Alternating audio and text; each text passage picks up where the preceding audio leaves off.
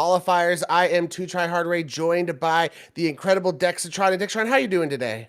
Man, I am doing good. This is set up to be a great day of Overwatch here. 14 teams enter, 8 trying to make it to the LAN here in a couple weeks for the Battle of the Midwest, and we have ourselves a great series to start out with.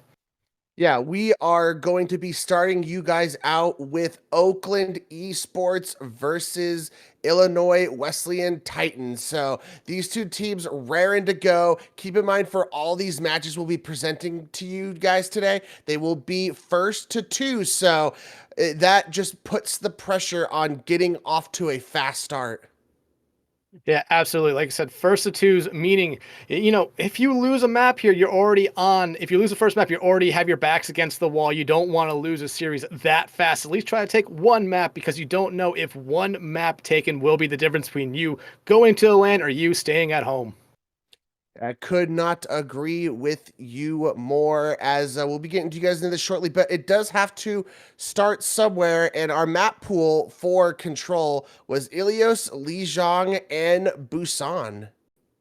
Yeah, I believe they told us already what map we will be seeing first, and it will be Busan. So, Ray, heading into Busan, what do you normally expect to see meta-wise or comp-wise?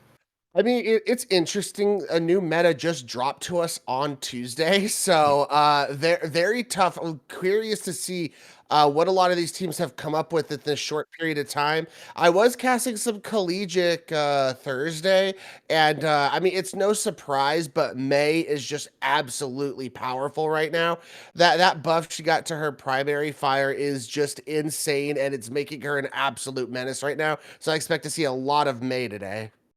How about Sombra? I mean, she got that rework coming in here. I don't think I've really seen a lot of people or a lot of teams necessarily try a Sombra yet, but do you think we could see the Sombra, and do you think we could see a return to that dive comp that was very popular a couple months ago? I don't think Sombra, with her new changes, I don't believe she's much of a dive character anymore, just because of the way the translocation works right now. It's not suitable for that. I think Sombra is going to be much better in brawl style composition. I think a May Sombra could be a potential we see. It's just really have the teams had enough time to experiment with the new Sombra enough to where they feel comfortable coming into a tournament like this with a lot of stakes on the line to be able to use her. It doesn't look like either of these teams are going to do that. They're both looking to play a little bit of Sigma. For the side of Oakland, they're going to play a lot of those meta DPS that we've seen recently. That Bash or Illinois Wesleyan, they are going full on pit composition. They're going soldier with Widow. So Illinois Wesleyan going to thrive a lot more on being to have that space with their hit scans, while Oakland Esports, especially with that Lucio, want to get in your face, get that May to slow people down, and unleash that damage with the Bastion. And you immediately see Exo get on that high ground. They're looking down that choke, not able to find anyone. It's everyone here on Oakland actually goes around, plays through the little theater right there, and now trying to find a pick here is anyone for Oakland. But again, with Exo having that kind of pressure on the high ground, it's going to be very hard for Oakland to maybe poke their head out too far. Couldn't agree with you more, but they're just okay with hanging back, which is going to be tough with this Bastion. To see, look at that, the space bought by Oakland already paying off, or by Illinois. Yeah, Oakland, though, able to cap point here first. Illinois already does have the one-man advantage, taking care of Frothy. You immediately see swap over here to the Genji. Exo, though, will come back and find the second kill there onto Aerospace. And still, Wesleyan finding the picks, but they just haven't been able to get any kind of pressure here on point. Carbon trying to do whatever they can here on the May, getting kind of pressured out here by Kuzu. Puppycat able to take care of them. And now, Illinois Wesleyan going to be able to clean up the rest of Oakland and take the point. Yeah, I mean, very clutch work coming out from Illinois. Again, being able to take that space and just be able to tear people apart is what they're going to be doing. I like the swap over to the Genji to try and get on top of these hit scans. Now they're going full on dive. They got the Doomfist out. And, I mean, again, it's all going to be getting on top of these more squishy characters, the Widow, the Soldier, and just all coalescing together between your Doom, between your Genji, between your Tracer. Absolutely. You see Oakland here. They want to play this smart. They're playing a little bit slow, as you do see Crawley get in there. They're able to find Mookie, and that's a great opening there. They also find Wavy. Exo, though, is still there, and so is Kuzuru. They find Crawley right back, getting rid of the Doomfist there. That started off everything in this team fight. The Sigma for the Titans just going in here at the moment, kind of even this all out 3 kills for them at the end of it. patience paying off for Illinois Wesleyan as I mean, it's tough. The Sigma, if Doomfist punches in and Sigma's able to follow up with an accretion proc, Crowley's just dead. There's nothing he's going to be able to do about this, so you have to be extremely careful when going up against the Sigma as a Doomfist. Yeah, now you just see everyone here in Illinois Wesleyan kind of taking their spots, just playing kind of angles right now, picks, and they're getting a lot of damage out already. And the Flux comes out, able to find one. Mookie follows it right there up there to a kill on Crawley. And now Oakland Esports invests the beat into this fight. They have to get something out of it, but no, all they're finding is their own spawn. And because of all the compositional swaps they're having to make, as now we have Frothy over on the Widow, their ult economy is just in shambles right now, Dexatron. Illinois only had to use the Flux that fight, so they're looking at 4 ults while Oakland has to rely on a big pulse bomb from Carbon.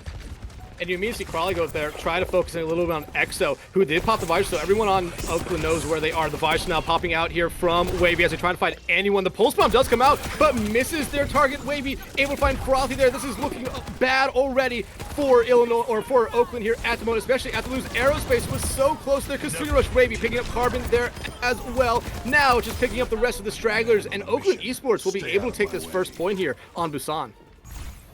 Absolutely nothing Oakland was able to do. They just could not coalesce on top of these hit scans. Wavy and EXO just was able to have their way with the team. Not enough pressure was ever put on them, and that, I mean, that's just how the cookie crumbled for Oakland. So now that we're heading into Mecha Base, however, this is going to favor Oakland in what they were wanting to play to begin with, which was like that May and that Bastion, because this is a lot more brawly, a lot more close quarters type of map. And we see Illinois Wesleyan making those adjustments. They're like, all right, yeah, we acknowledge this is a brawl map. We are going to make some swaps to our DPS. We're going to go the May, we're going to go to Bastion and have a lot of damage up front to go along with our Sigma. Yeah, absolutely. And you kind of mentioned it in you know, during the point of that last, or during some point of that last sub map there, that Oakland really was never able to get anything going because they were constantly making swaps here. In my opinion, they need to try to find an early pick here, maybe just to give themselves some confidence. And hey, that's a great way to start out there as Carbon finds Wavy with a nice railgun shot there. Immortality Field already being invested here by Puppycat. They don't want to lose anyone else too early, but it will be Jax now falling as Kuzuru has been so good already this series. Able to find them there, but Frothy now putting their name in the kill feed, picking up 2 on that Genji, and look at what Oakland is doing. They're being very aggressive, but now Crawley in a bad spot. And it's just going to be, okay, you just gotta back out, reset if you are Illinois, and try and re-engage. I think the big problem was Wavy just got a little too big for their britches and poked out just a little bit too far, and were able to get punished by Carbon on the Sojourn. And we see a lot of pressure getting put on the Crowley. They gotta heal him. They don't have that Immortality Field ready just yet. I just see the Immortality Field come out from the Titans. Jax able to get rid of that here fast, but now the Ant Mage is coming out. Frothy already picking up 2 kills. They're looking for 3. They have the Blade ready. Make it 3 for them. Crawley and Jax will clean up the rest of Wesleyan, and that'll be a team kill for Oakland. Absolutely clutch from Oakland. They were able to withstand the fire that came out from that Bastion turret form onto Oakland. They're able to kite it back out, and then once things are feeling good for Illinois, they pop that Amp Matrix, and they're able to take full advantage. And now if you're Illinois, the Blade comes! Blade comes out a perfect spot right now. Immortality Field coming out to save them, but actually be Wavy finding Frothy there. The beat and the Amp Mage coming out here from Illinois Wesleyan to keep themselves in this one. Crawley gonna pop their own Flux, find Puppycat right there. They even everything out. Crawley with 2 kills on the support line. The artillery barrage comes out there from EXO, not able to find anyone as Carbon takes care of them. Kuzuru able to find 1, but Jax will end up taking care of them in the end, and now Wavy in a terrible spot. Yeah, unfortunately, this is going to be a rough stagger, and that was a lot of ults that Illinois had to use there. I mean, the Blizzard now comes out, they find Carbon. What is going on? This should not have happened, but Wavy has completely flipped this fight on its head by themselves, taking care of 2, and now Wesleyan now in control of the point for the first time.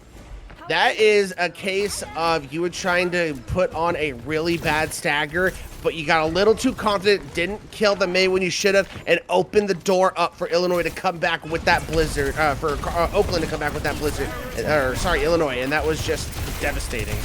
Overclock coming out here from Carbon. They need to find one. They do find one, but the shatter from Kuzaru is too big for them. They are able to find Carbon, and they find Aerospace with the charge. Kuzaru going in with the Fire Strike as well, taking care of Jax. And Illinois Wesleyan now looking very good. I like the swap over to the Reinhardt. Ryan really gives Sigma fits. You get in his face, you're just able to swing that big hammer. Kinetic Grasp is absolutely useless against a hammer swing, and so is your shield. So I like the adaptation they're making here. They just have a lot of ground to make up.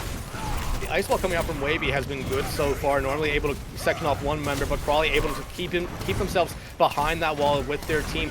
Now, though, if you're Oakland, you're kind of in a bad spot here. You do have the Amex ready to go, and you're going to use that to try to give yourself some space here. And it's going to work out here a little bit, but Puppy Cat's going to drop their own Amex as well, forcing Oakland to respect it as well. But, ooh, Jax get ice walls off. That's not who you want to see fall here early, followed by Crawley, and now everyone on Oakland just in a very bad spot, but they do take out Kuzaru. I don't think that's going to matter. Kuzaru's going to get back very fast, have that charge available to clear a lot of distance. And they don't even, Oakland can't even make a push because they just got their Baptiste back. And Illinois is going to be able to come in this fight. They're going to have a sound barrier. They're going to have a shatter. And they're getting so close to a blizzard. This is starting to look rough for Oakland. They do have a lot of ultimates to commit of their own. But Wavy's blizzard, it could just be absolutely everything for Illinois. Yeah, you see both tanks having those ultimates ready to go right now. The Shatter already come out, so does the Flux, but they get stunned out of it there. Both ultimates don't really find anything, but Kuzaru able to find Aerospace out here early. That's a lot of healing gone for the side of Oakland, who does actually take the point there in the middle of the fight. Beat coming out here from Mookie, so is the Blizzard from Wavy. But right now, each team kind of even. Wavy, though, able to find Floppy. Carbon falls as well. It's just Crawley fighting on point by themselves. They're trying to take care of Kuzaru, but they're not going to be able to. And with 99% now on the clock, I'm not sure if anyone's going to be able to chime in. You get a Moira trailing at the very end, but I think that is going to be all she wrote. Illinois Wesleyan is now going to take map number 1 in a pretty convincing fashion.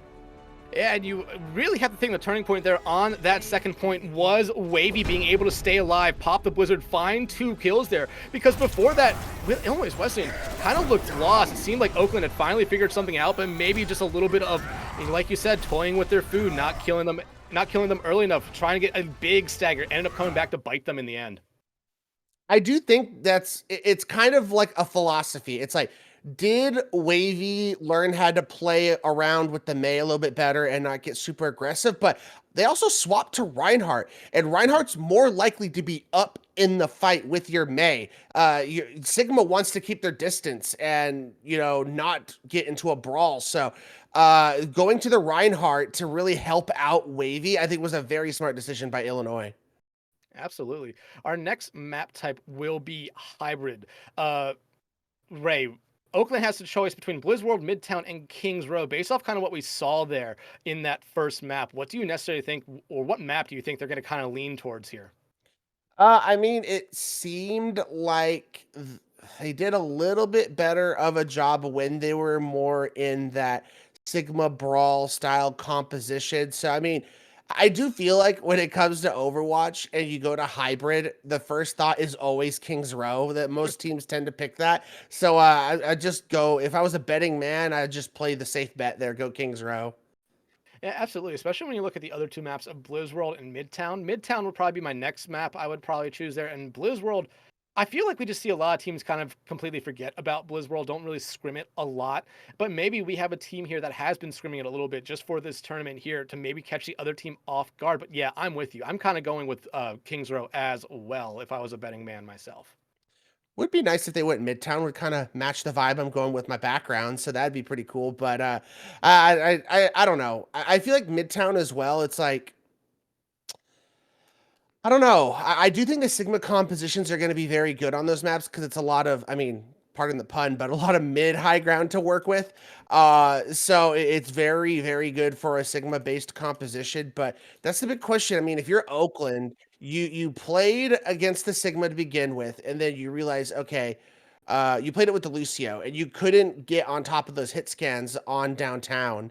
And then you're like, okay, then you go to the Sigma Brawl, and it was good at first, but then when the team made the adaptation to go Reinhardt, you didn't have a counterpunch. So do you want to continue to play the Sigma, or do you take it to a map like maybe a Midtown where it's more susceptible to play like Winston or something? Yeah, absolutely. But Ray, if me and you were betting men, we would have just lost a lot of money here, because Oakland is actually bringing us to Midtown with their map pick here. And remember, this is a big map for them, with it only being a first to two series. Their backs are against the wall, and they definitely want to try to take one map because, like I said at the start of the stream, one map might be the difference between you going to the LAN and you staying home. Exactly. So everything matters for Oakland going forward. They have to, I mean, I don't really consider this a reverse sweep given it's first to three, but I guess technically in this series it is. But Illinois Wesleyan on that match point needs to finish things off. Do not want any kind of positive momentum going in the favor of Oakland. Do not want this to go to a map number 3. You want to end this right here, right now. Yeah, absolutely. The Golden Grizzlies of Oakland here need to get something going. I mean, they looked really good on Mecha Base, but after that play from Wavy, they all just kind of seemed lost. It seemed like they lost all their, momentum they kind of built up here. This needs to be a map where they kind of bounce back. And they have a good opportunity here with being on defense first, as Illinois Wesleyan actually decided to pick offense first. I think that shows how confident Illinois is feeling right now because after winning that first map, if you come into this attack and you just like get all 3 points in a convincing fashion, you absolutely dominate. I feel like that just takes all of the wind, if there was any left for Oakland, out of their sails, and it makes their next attack that much more like, not only do we got to finish this map, but we got to finish it like with good time because Illinois just had a crazy attack. So to me, this is like the ultimate like confidence move. They're feeling very good about themselves right now. Yeah, but when you start to look at these two teams comp right now, yeah, Illinois Wesleyan does have, a couple more seconds here to make any swaps, but I believe EXO will come out on this Widowmaker. They want to maybe try to find an early pickoff here, and then maybe we see him swap back over to something else like a Bastion or maybe even a Mei here. Do you think that's a possibility? It's really going to depend. We see EXO who's going to play the Sojourn, so it's still very pick-centric for Illinois. Again, how much value are they going to get out of this Bastion for Oakland? Because it's very tough for Bastion to get value against a poke composition when he can't really get on someone and unleash damage because they're playing distance.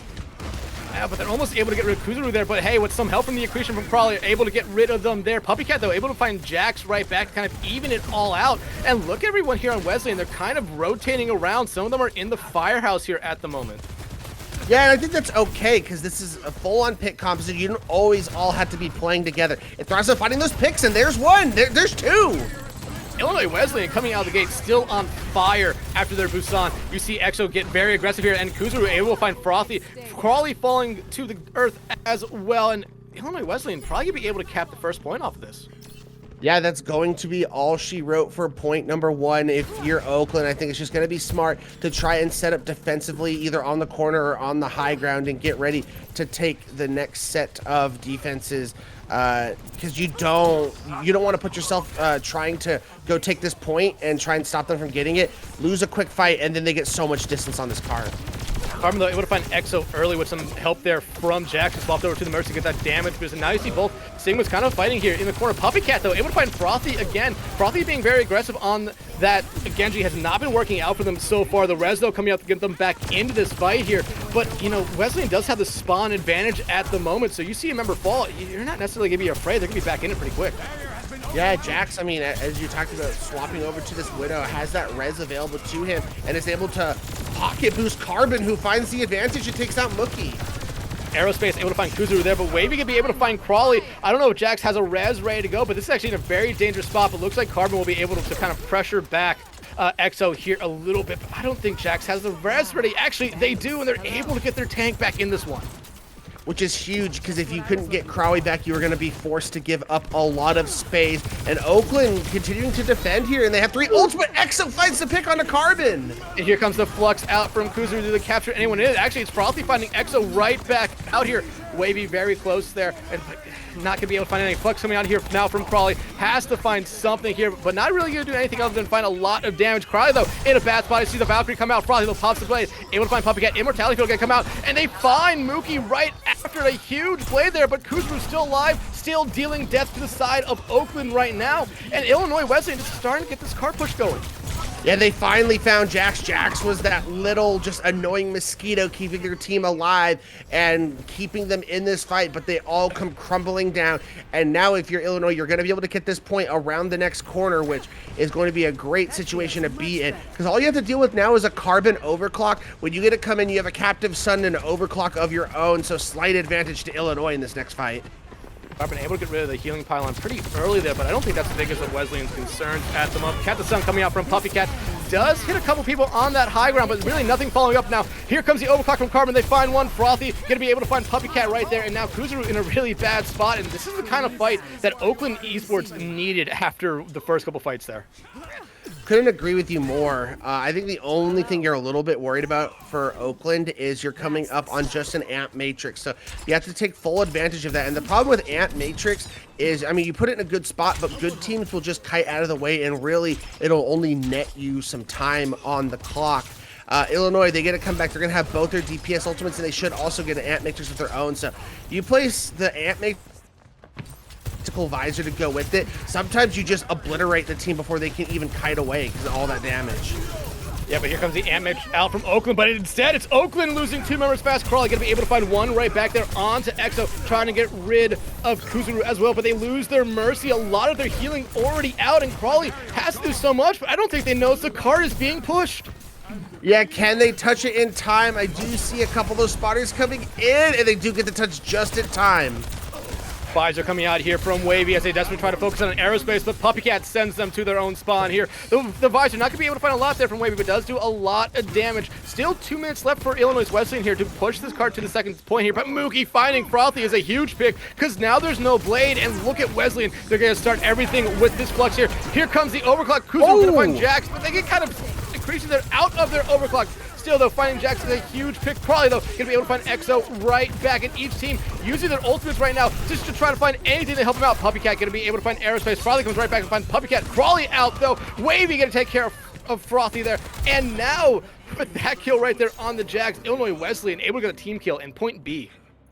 Very good point defense coming out from Oakland Esports, however. I mean, they had a lot of time on the clock, and you got that all the way down to where they only have 3 minutes for this point C attack. And you get to come to this next fight. You're going to have a Flux. You're going to have a Blade, while Illinois had to use everything to secure that point. They're really only going to have a Captive Sun to work with. And with a Sigma on the field who has a shield and a kinetic grasp, Captive Sun can be hard to get value from. Speaking of the Flux coming out here from Crawley, they're going to focus on those healers. Not going to be able to find anyone there as the Immortality Field comes out, but look who it is. It's Frothy finding Mookie there. Now they're in a little bit too deep here. Crawley going to be able to find Puppy Cats, and no supports on the field right now for the Titans, but they immediately find Frothy. Kuzuru does fall, however, and this might force a little bit of a fallback here from the Titans. Couldn't agree with you more. I mean, you can't afford to push up anymore. You're just going to continue to stagger yourselves. Frothy's going to be back with a Blade to be able to use in this fight, and the Blade is so dangerous for Illinois because they have no defensive capabilities to deal with it whatsoever. I mean, you have an Immortality Field, but that's just one slice of the Blade and it's gone. Yeah, but Wavy has been able to build up to their attack visor here incredibly quickly. I could see that as maybe something they use to counter the Blade here from Frothy. But the Captain Sun coming out early from Puppy Cat. They get a couple shots there on the Jax. Carbon falling as well. And this is exactly how Wesleyan want to start this. Aerospace still finding Kuzuru is maybe not who you want to see, but Puppy Cat's still alive. Able to find another one there. Here comes the Blade from Frothy. They find one. Crawley finds the second one. No one else going to come from the Blade there, but Crawley still alive. Able to find Mookie there. And now, again, Wesleyan kind of having to fall back here. Exo gonna get staggered out here a little bit. What clutchness coming in from Frothy and Crowley. We see Frothy getting off that Genji, going over to the Ashe now. So we have a battle of the pokes ensuing as Puppy Cat's now also swapped over to the Brig. So a lot of protection for the Baptiste now. I feel like the Brig would have been a great counter to the Genji, but it's just not there anymore. Yeah, it's going to be really interesting to see what Puppy Cat does after this life here. But here comes the overclock from Carbon. They need to have this be huge. They already find one. Can they find two? The Immortality Field going to come out and save one, but it'll only save them for so long there. They find Kuzma. They find Mookie. Can they find four? They're not going to be able to at the end of the day, but it's going to be a team kill here for Oakland. And 30 seconds left on the clock for Oakland to continue to hold here. They get the Valk for sustain, and they get Crowley's Flux to be able 2 damage. However, Illinois, 4 ultimates to be able to use this. Puppy Cat's now going to go over to the Zenyatta. So if you're Oakland, you got to be very careful. That Discord Orb can be pesky and dangerous. Flux comes out, only hits Quali there, who you see Jax immediately respond with a Valkyrie of their own here. They realize this could be final fight if they win it, but Illinois Wesleyan has 3 ultimates at their disposal still. Here comes the Flux out from Crawley. Does capture a couple there, but not going to be able to find anyone as Mookie does throw down that immortality field. Overtime has commenced now for the Titans. Amp Matrix coming out as well as the Visor does. Wavy finding 2, and it's 2 huge picks there on the Jackson Carpenter, but Frothy for the backlines able to find 1, make it 2. They can still do this on their own here if they can find another kill. They're surrounded by Titans here at the moment. That they are, and with overtime, those 2 picks on the Aerospace and Frothy is going to be devastating. Mookie now going to go over to to the Moira, and Wavy's going to go over to the Tracer to get back faster because the close spawns are in advantage of Oakland, and they're going to have an Amp Matrix to work with here. Puppy Cat desperately needs to build to this Transcendence. Frothy also very close to a Bob here. That could be huge, but they need to keep Crawley alive. Immortality field already being invested here by Oakland. Here comes the Amp Matrix as well. They're trying to keep their tank alive. Frothy incredibly low on health. Wavy going to be able to take care of them, so no Bob in this fight at the moment. Wavy in the backline just being a menace. Same thing with EXO finding Jack's Aerospace out as well. It's up to Carbon and Quali now. It's just up to Crawley. Wavy coming back on the Tracer. Gonna be huge for them. It's gonna be a team kill, and Illinois Wesleyan gonna be able to complete Midtown. What a big statement coming out from Illinois when everything was looking so good for Oakland, making those swaps, getting over to that Tracer. Wavy absolutely just destroyed that backline for Illinois. Frothy, then Frothy, and then Carbon, and it was just so tough. The pressure for the Tracer was just too immense, and Wavy coming through for Illinois when they needed it. They now have this win condition to win the series. They just have to stop Oakland from completing this map in. Midtown's a very tough one to complete, so I think it's a very big deal that Illinois is able to get that done. And, you know, we kind of talked about it, I thought the worst thing that could have happened for Oakland on the defensive side was Illinois Wesleyan coming out and winning the point in essentially under a minute, and that's almost what they did. They had such a huge time bank going in to the point B push that it almost seemed inevitable that they were going to be able to get that at some point, which is how much time they had. But you have to give Oakland a lot of credit. Able to force Illinois Wesleyan there into overtime, and that on that 3rd point gives them a great opportunity here if they're able to complete this map with time in time here. As we see on the defense, Illinois going with the, I don't know what to call this composition, but the May Bastion with the Sigma, absolutely devastating for the amount of damage you have up front. Oakland, the problem is, as it sits, Oakland is wanting to play a rush style composition, so they're wanting to speed boost in, get in the face, and do a lot, but I think that's exactly what Illinois is hoping for. Yeah, and you see Oakland coming out the gate there. They're immediately expecting Illinois to do the exact same thing they were doing of being a little bit up, but no, they're not. They want to play a little bit back here, and I like this from Illinois Wesleyan. They know that all they have to do is just stop Oakland here at any point, so just eating that time away is the biggest thing here, but you see Oakland come through the choke there. Kuzu already getting hit by an increase. The immortality field already coming out early from Puppy Cat, but EXO going to be able to find Aerospace. Wavy finds Crawley, and this is looking to be a great fight here for the Titans. Yeah, it doesn't matter if that immortality field comes out if you're able to save your Baptiste and win the fight because of it. Because next fight, you're going to be able to, the cooldown's going to be back. You're going to have it once again. But as you mentioned, that should have been the opportunity for Oakland. That was great from their Genji and their Lucio trying to get in there and do something. But just well played by Illinois. Yeah, and now again, you see Kuzuru kind of get melted down a little bit early there, but both their supports there are able to keep him alive. Turret mode coming out here from Kuzuru, and you're going to see Crawley take care of them there with some help from, but essentially everyone on the team. EXO now, next one to fall, and this is a great kind of response here from Oakland. They need to maybe find 1 or 2 more picks here, but losing Jax, that's not who you wanted to see fall. That's your speed in and out of fights, and especially with Wavy still being alive, that May can be scary, and we've seen them be scary on it already this series. Yeah, but this is getting worse and worse for Illinois. I think the only thing they can take away is this entire time Oakland has not touched the point. So I think they might have an opportunity if they decide to is recontest this point. But as it sits, it doesn't look like they're going to do that. I think it's a smart decision. Just set up defensively on this next point. You're going to have ults in your favor, and you should be able to waste a lot of time. Oh, the ice wall coming out there will kind of section Crawley away from everyone. The rally coming out from Mookie as well. They want Crawley dead here, but they're not going to be able to find them there as the Amethyst coming out here from Aerospace, Flux coming out from Crawley as well. A lot of ultimates coming out here from Oakland as they desperately try to get something early here, but no kills coming from any of them. That's not what Oakland wanted to see. However, still, actually the Blizzard came out there from Wavy, able to find Crawley and Aerospace. Wavy will be able to find Aerospace there. And now Oakland already down probably their main support. Jack's gonna have to invest the beat into this fight, but Crawley does not get hit with the beat there. You see Crawley fall, and the Blizzard again coming out, finding 3. Frothy though able to find Wavy. Whoever down their main tank, Oakland is gonna have to fall back here. Yeah, and that was just every team unleashing pretty much every single ultimate they had, and Illinois comes out on top, which is going to be huge. It is going to be that much tougher for Oakland to get any kind of progress on this card, and they're going to have the ability to use that artillery strike in this next fight, so much momentum now goes in Illinois' favor. Speaking of the artillery strike right there, it finds Aerospace, goes straight through the immortality field. And look at what this does to Oakland. They have to fall back. They are not going to go into a fight without that Baptiste. Yeah, you absolutely cannot even think about taking a fight without the Baptiste. That is all of your heals available, so very smart decision coming out from Oakland to just reset. And now they're going to have to deal with this amp matrix coming in from Puppycat.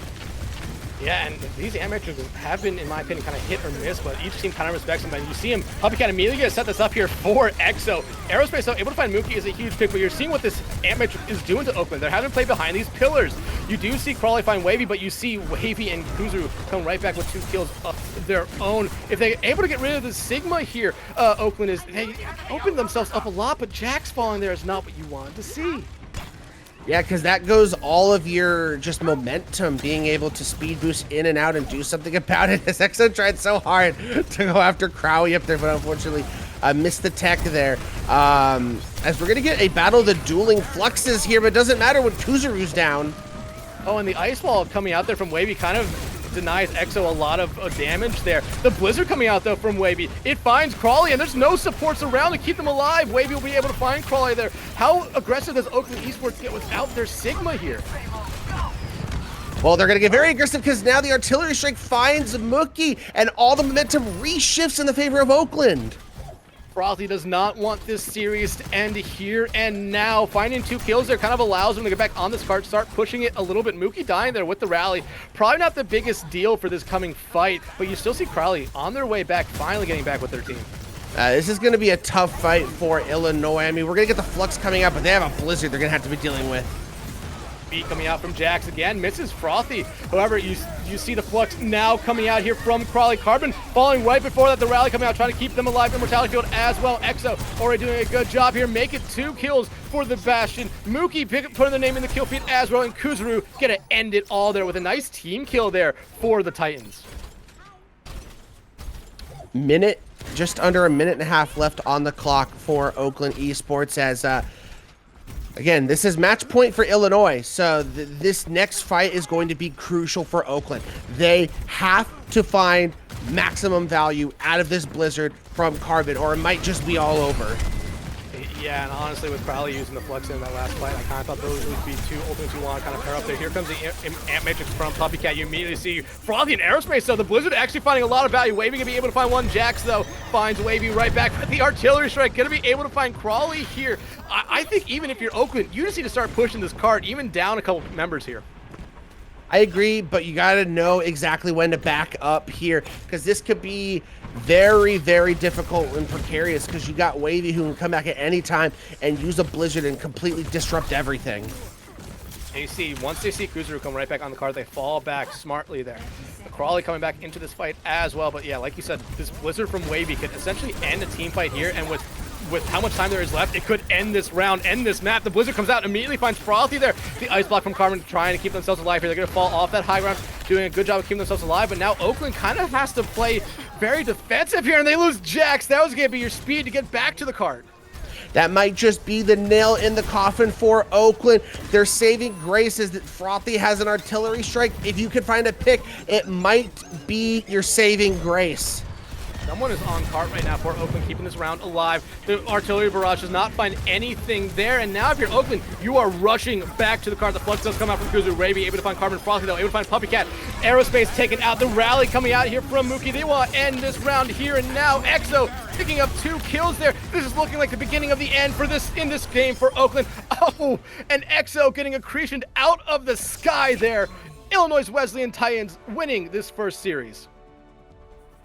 Yeah, they pretty much were dominant, showed they're the better team throughout the entire series, and, you know, shout outs to them. A nice, clean 2-0 win for them. Congratulations, as they are one step closer on making that top 8 for the LAN in February. Yeah, absolutely. And, you know, looking on paper at these teams' overall ranks, I honestly thought these were probably two of the best teams that were in this tournament. So seeing them go against each other first and kind of seeing, you know, how good they actually were against each other is kind of eye-opening me. I thought this would be a 3-game series to start out, but no, Illinois Wesleyan looked dominant, and Oakland, honestly, I think after Mecha Base, when Wavy was able to find 2 there with that Blizzard, everything kind of started to turn around for them. They lost a lot of momentum, and they were just never able to build it back. Yeah, I could not agree with you more there. I mean, it was just that one fight where they threw in so much into that fight and were not able to capitalize. It just was the nail in the coffin. And then finding that pick onto Jax when he had sound barrier to throw into that fight, it was just a torrential downpour that they could not deal with. So shout outs to Illinois Wesleyan taking the victory 2-0. But as you mentioned, Oakland was one of the stronger teams coming into this. So there's still a chance. You just got to make sure there's just not room for margin of error going forward. So pretty much got to win out here if you're Oakland. Yeah, they have 2 more games in the group stage here. They need to win them, in my opinion, or if anything, if they lose another one, at least have it go 2-3 maps here. But Ray, that is the end of our first series. We're gonna take a quick break and be right back with series number 2 here.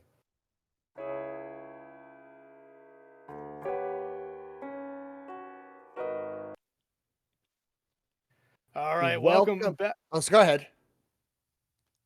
You're good. Take it. Welcome back, everyone, to the Battle for the Midwest 6 qualifiers.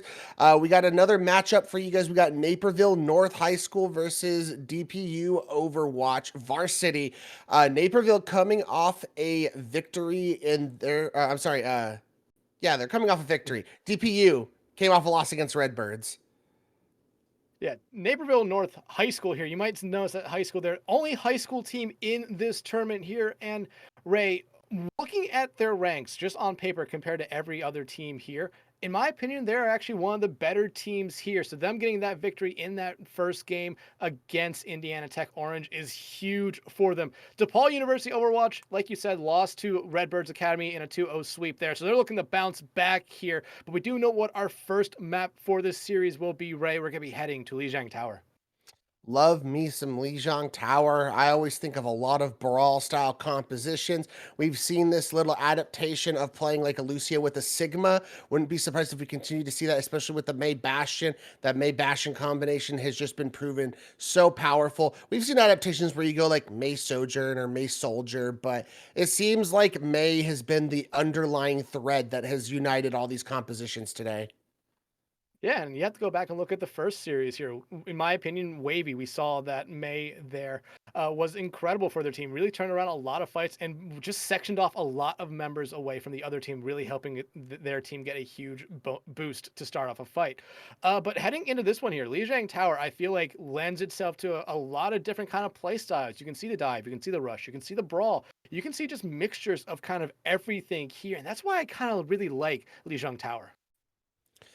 Yeah, I think it's tough when you're in like a meta where it's like Mei is so powerful that I think no matter what we'll see Mei, but teams will be able to find their own flavors of their compositions within the Mei itself. I mean, we did see on downtown on Busan previously that went double hard hit scan for Illinois, but it's really tough when you're on a map like Control Center that we're starting out on, which is just screaming for you to play Brawl.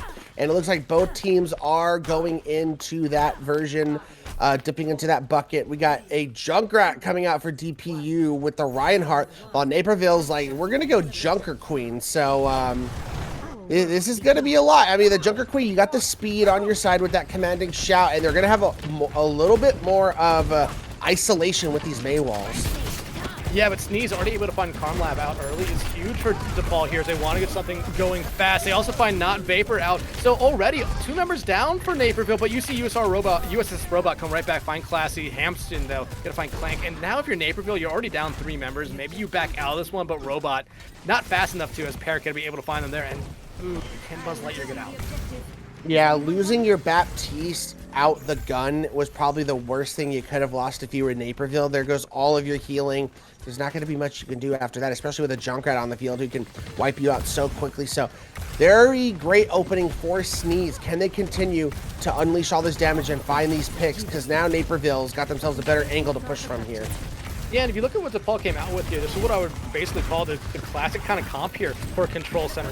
Parrot gonna use this teleport here to get into that backline, maybe. Actually, no, just give me a decoy teleport there. No one uses it, and it gets destroyed pretty quickly here. But if you're Naperville, you're trying to find an early pickoff, and hey, getting rid of the tank, that's a good pick to get rid of, a good player to get rid of. Then you find Parrot, none of those Symmetric turrets around to really bother you anymore, and you just see DePaul here trying to back up a little bit, but now Not Vapor has to use the ice block. However, at the end of this fight, Naperville will be able to take control of the point.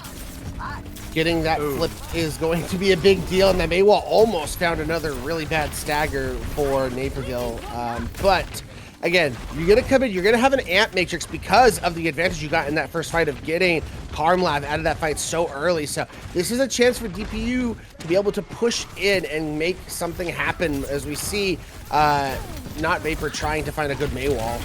Oh, the Blizzard, though, could come out here if Not Vapor's able to find anything, but they don't. However, Robot can find one. Now the Blizzard comes out here. Will it capture anyone? It won't, but it still doesn't matter. Actually, no, it does capture Popcorn there, as Robot going to be able to take care of them with their knife.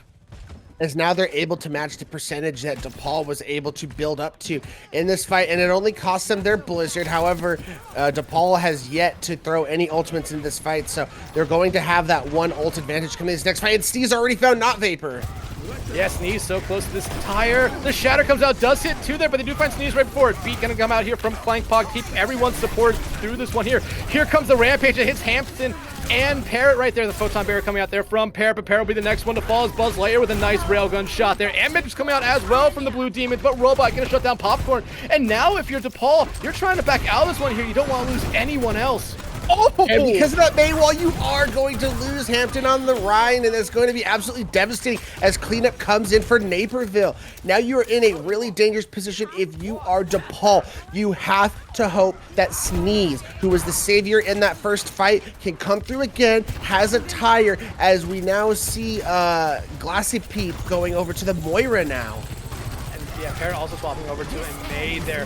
Hampton trying to get out. Here comes the tire, though. Maybe they're going to try to find Buzz Lightyear here. Not going to be able to find anyone. That Immortality Field going to keep everyone alive there from Napier, but Not Vapor, again, falling a little bit earlier. However, DePaul needs to try to play towards point here. Buzz Lightyear going to be able to find Sneeze. DePaul going to be able to get a touch here. Parrot now in a bad spot, but they are able to get away with an ice wall there. However, now you do see Robot getting taken out there by Hampton. DePaul here might be able to take the point back. They're going to be able to, as Naperville looking to try to maybe get out of this one. And that's going to have to be a complete reset from Naperville. I mean, Buzz Lightyear does find the pick onto Parrot. Okay, yeah. What is going on here? Trades back and forth. This fight is just one that will never end. Naperville will not allow it. DePaul won't allow it either here. Each team does have a lot of members still alive at the moment. No ultimates ready to go, but Hampton is still close to that Shatter, but Robot gonna be able to take him out there. And now you see Naperville get very aggressive, trying to find everyone out here. Not Vapor gonna be able to find 2. Carm gonna be able to find the last one there. They flip the point, and I don't think DePaul is gonna be able to get back in time. These Maywalls from Not Vapor have been absolutely devastating for DePaul.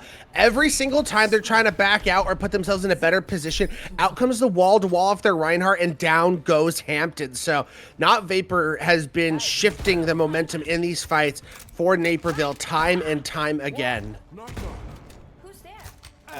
I'm pronouncing Hampton wrong. You're pronouncing Hampton wrong. That's on me there. It's Hampton, not Hampton.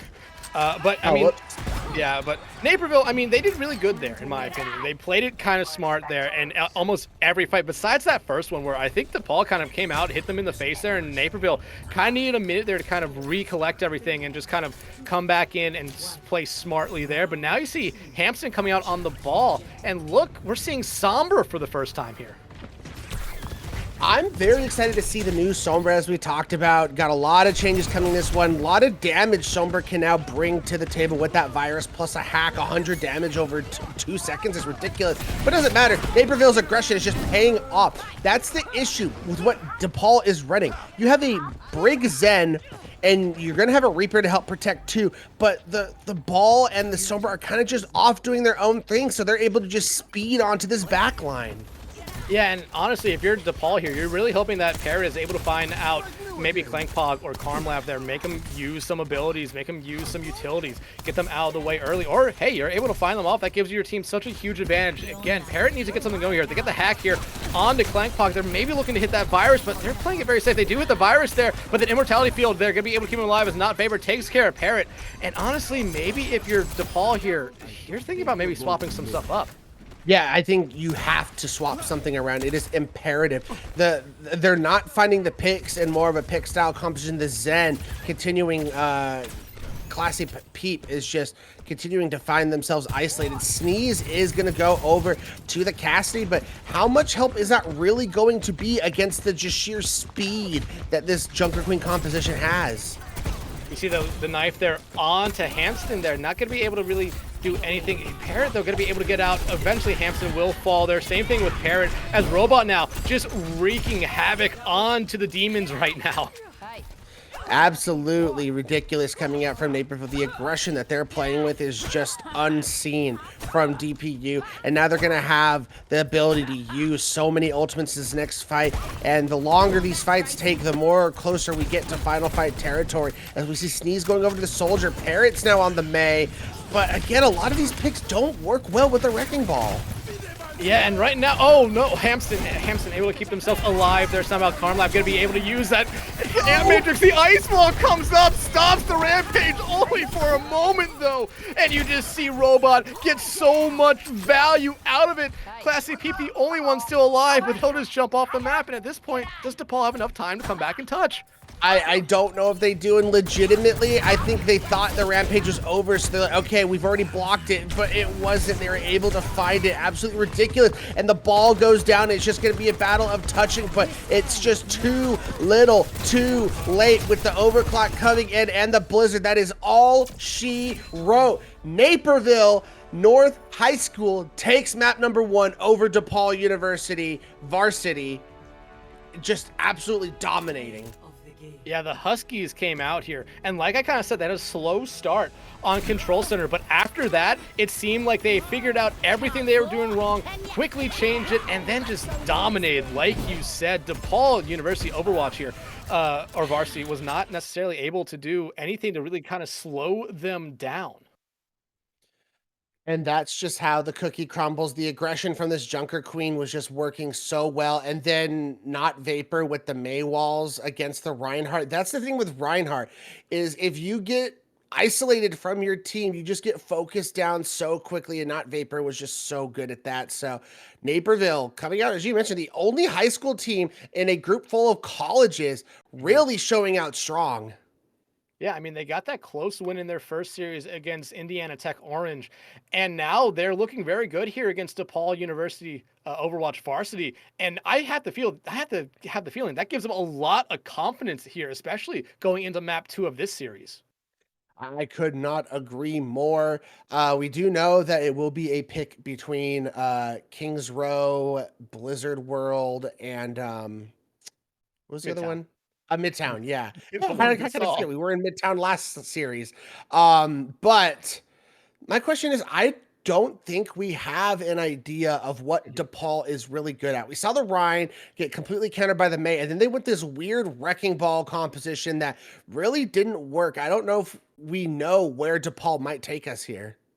I mean, we could look back at that last map, and they honestly, in my opinion, looked the best on the Reinhardt there. But my feeling was, especially on Gardens there, we didn't see a lot of swaps come out from a lot of the members of DePaul because they were so close to ultimates that they didn't want to, waste an ultimate. We saw the Minefield come out there at the end, didn't find a lot of value. I believe we saw the Transcendence come out as well, but again, they weren't able to get back in time to touch there. So maybe it was just they didn't want to make swaps because of those ultimates they were building up and being so close to having them ready. So, I mean, we could say Brawl looked the best, and that kind of leans towards I don't know. I would say Kings Row, but I feel like in the last couple months, Kings Row has gone away from being a brawl map and has kind of just gone to being like, hey, whatever you're best at here, this is your map for it.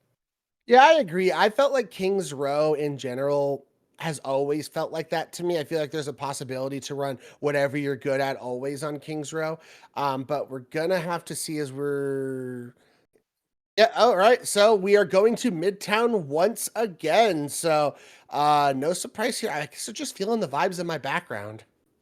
Yeah, I mean, they must see that and say, hey, I like how that looks. Let's go there. But hey, let's look at what we saw last series in Midtown. It was a lot of Sigma, it was a lot of poke. We didn't see that from the Blue Demons there on that first map. Do you think maybe they're going to come out with a poke comp or try to come out again with a brawl comp? I think it's really tough. I think Naperville is going to continue to play what they've been playing. This Junker Queen absolute just speed into the team and get aggressive. And I think that can work very well, especially on this first point for Midtown. I feel like you could blink, they wipe the team, and they've capped the point in like 20 seconds. Like this could be absolutely dangerous for DePaul for on a defensive standpoint if they're not ready.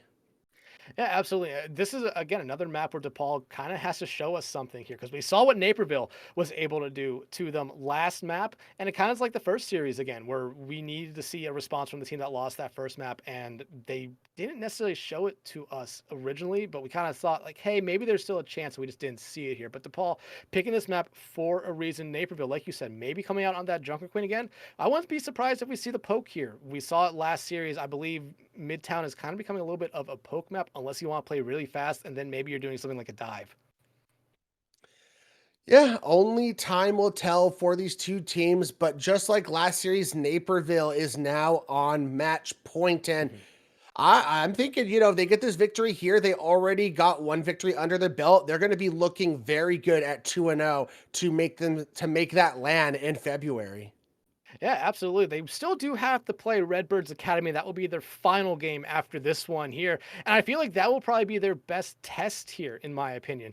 That's not to say anything bad about Illinois Tech, or yeah, Illinois Tech there. Or Indiana Tech, my bad.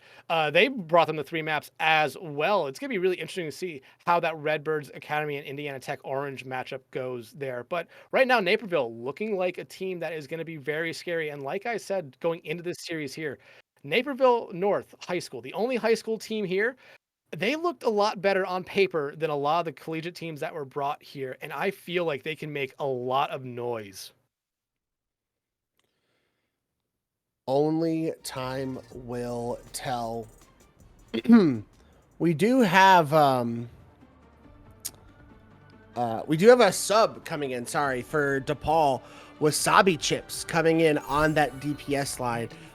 Oh my goodness. So I knew this was a thing, right? But I've just been so busy casting this week and work. I have not been able to play much of the new patch. I am loving this nighttime Midtown.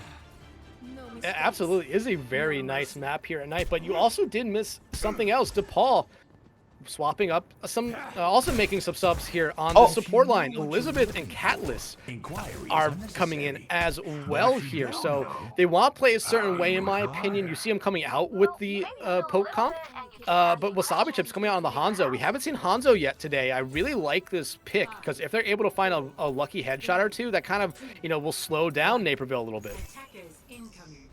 Well, the gong has rung, and we are now starting on this next round for Naperville as they're trying to come out.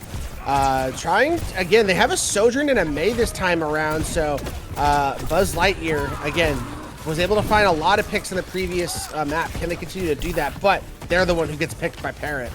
Yeah, that's a great pick here for DePaul. They needed something to go their way to start here, and this will eat, 15, 20 seconds from that clock. And now you see DePaul here get a little bit, they feel this momentum going their way. They get a little bit aggressive. They're maybe poking out a little bit too far here, but I like seeing this from them. I do as well, man. I'm sorry, I just can't get over this nighttime Midtown. It is awesome. Us Robot now also goes down. So far so good for DePaul. They've made some swaps. They've made some changes to their lineup, and it is so far paying off in spades. Yeah, and like I kind of said, they needed a start like this. They've already been able to eat off a minute of time here, and Naperville really hasn't been able to get around this corner here at the moment. Ice Ball coming out, going to be able to section off Robot for a moment here, but you see the rest of their team kind of coming behind. Now they get very aggressive. The Ice Ball coming out from Not Vapor will trap off Parrot from the rest of their team. Shout coming out to keep them supported here. Catalyst getting very low, but a nice throwing knife there will take him out. So does Elizabeth there, and now Naperville wants to get very aggressive. Parrot, they're going to use the Flux, able to find Buzz Lightyear there, and now they're focusing in here on Robot, but down both the supports. How long can this tank stay alive? It's not going to be long, and now Naperville North should be able to cap this point here. And the unfortunate part for DePaul was they lost their Flux in that fight, so it's going to be very tough going, trying to defend the second point, especially now that Naperville has built up to most of their ultimates at this point. One interesting thing, the Ana with the Alari, to me, it's interesting. You don't tend to see the Ana paired with the Alari, but the Alari could do so much healing. It can allow Elizabeth to play aggressive with these anti-nades as the Blizzard is just coming out and is just continuing to find the picks and giving all so much momentum to Naperville on this cart. Yeah, and you see that DePaul did invest the Nano there, trying to maybe even the tides of that fight there on the Parrot, but Parrot immediately taken out right after that. DePaul, that was not necessarily the best fight for them. Naperville, though, they did use 2 ultimates in that fight, while DePaul still holding on to 3 here. I mean, you will get a comeback, and Sneeze is going to have the Blizzard, and we just know how powerful that ultimate and just can just turn the tides of a fight on its head. But us Robot also having this this Rampage online, and there's no cleanses available to DePaul at all, so you got to be very careful of that. Blizzard coming out here from Sneeze will only land on to Not Vapor, but that's already a huge picket though up there for them. But the Rampage comes out, it immediately hits 4, it melts Sneeze off this map. They are able to find Parrot and Elizabeth right after that. Now Catalyst trying to escape, not going to be able to, and oh no, Wasabi Chips already taken out of that one as Naperville already capping point B. Very well done by USS Robot, I'm going to say. I don't know if it's us or USS. I think USS makes sense. USS Robot. As the pick was in favor of DPU because of that Blizzard, but the Rampage comes in, and then they don't let Parrot get away fast enough. They get that throwing knife on him and pull him back, which gave enough time for Naperville to follow up and get that kill on him. Yeah, and honestly, right now, 4.5 minutes for Naperville North. DePaul needs to slow them down here a little bit. They need to win a team fight. Wasabi Chips gets incredibly low. Robot starts off with something here, but Parrot gonna find the first kill. Vapor gonna come back and trade it out. Wasabi Chips finding Buzz Lightyear here. They're still holding on to a Dragons that they've been holding on to for a little bit, but Robot picking up 2 kills. Can they go in, find a third? They have the pressure to be able to. That they do, but the team, DePaul, is being very smart backing up, knowing their spawns are very quick getting back, and they have a lot they can work with. However, Not Vapor has another Blizzard. DePaul, I don't know if they're ready for this. They are not ready for it. It captures 2 out there. Catalyst gonna throw in the cap the sun there. Here comes the Dragon Strike from Wasabi. Will find 1, but already 3/5, make it 4/5 of the Blue Demons are down. They're just trying to get rid of the last one here. They will find the last Blue Demon. It's a team kill, and Naperville North 3-3-3 on the clock there as they complete Midtown. And that is a resounding statement for Naperville to make. We talked about it. They're already 1-0. If they can get to 2-0, they are in such a strong spot. And I think the other situation is, like as you mentioned, Redbirds is the last team in their way. Theoretically, Redbirds will also be 2-0. So they will probably have like a 90+% chance to be making this land. So this is very important for them. DePaul has to find a way to somehow find some momentum and get things going. But that is such a strong time make on a map like Midtown. Well, Redbirds could be 2-0.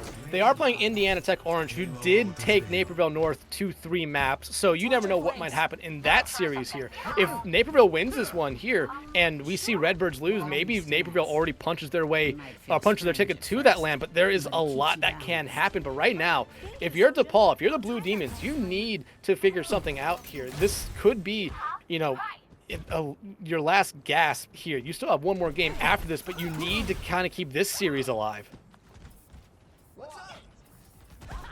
As we see no changes coming out for Naperville North. No surprises here. That was a dominating first point attack For DePaul, the Blue Demons, they are making some big swaps. They are now going over to a dive composition. Parrots on the Winston. We got the Tracer Genji in play, and we got the Kiriko Moira. So they're looking to play a fast-paced dive composition. And they're going to have Elizabeth on the Kiriko who can cleanse any bothersome rampages we get from USS Robot. I don't think they're expecting this, though. Robot just decides to go straight down alleyway there, and the Ice Wall, they're providing so much utility. 3 kills for Robot. Can they find a 4th one here? No, Clankpog will take that one, but it's a quick team kill here for Naperville North. I just feel like that's a poor decision coming out from DePaul. You thrive on isolating targets in this composition you're playing with the Winston, and you go down an alleyway where they're playing a speedy composition with a Lucio, with a commanding shout. You basically allow them to get you into close quarters, and that is where Naperville's composition is going to thrive. Couple swaps coming out from DPU. We got Sneeze going over to the Cassidy. And we have to see how well Sneeze does on the Cassidy here, because again, that's not a great start as Buzz Lightyear already takes him out. The shout coming out there from Robot allows just Naperville to go insanely aggressive. Already another 4 kills down. You saw Wasabi Chips there in the subway, just kind of hiding away from everyone here at the moment. And in the meantime, Carlab finds Wasabi Chips. USS Robot has now built up to a rampage. We do see Parrot going over to the Zarya, which I'm actually excited for because that's going to limit. I mean, if you use this rampage, you can just use your bubbles to cleanse them, and you have a Kiriko as well to cleanse. It's trying to take a lot of the value that the rampage provides. Speaking of the rampage, it immediately finds Parrot, and it turns into 3 more kills there, and another team kill for the Huskies. Yeah, that's just tough. There was so much damage from the get-go, between the disruptor shot and then the freaking knife. It was just so much. There was nothing DPU could do. That rampage was just the icing on top. And now they're gonna have to deal with a blizzard from Not Vapor, who's been so good with these. And because of all the swaps, just like last series, DePaul is so in the red when it comes to these ultimates. Yeah, but you see why Wasabi Chip swapped over to the Symmetra here. They want to TP into that high ground there in the fire station. They want to try just to avoid this choke, force a fight here on point. Catalyst does have this Coalescence ready to go, but you just look at Naperville North. They have the ultimates to basically survive anything here. The TP does come out, and now DePaul in that high ground, but you immediately see kind of their response there. It's Not Vapor, finds Sneeze and some help from the Ant Matrix. Now the Blizzard coming out in this high ground. The bubble's not going to save you forever there, and this is looking like it's going to be another team kill here for Naperville North.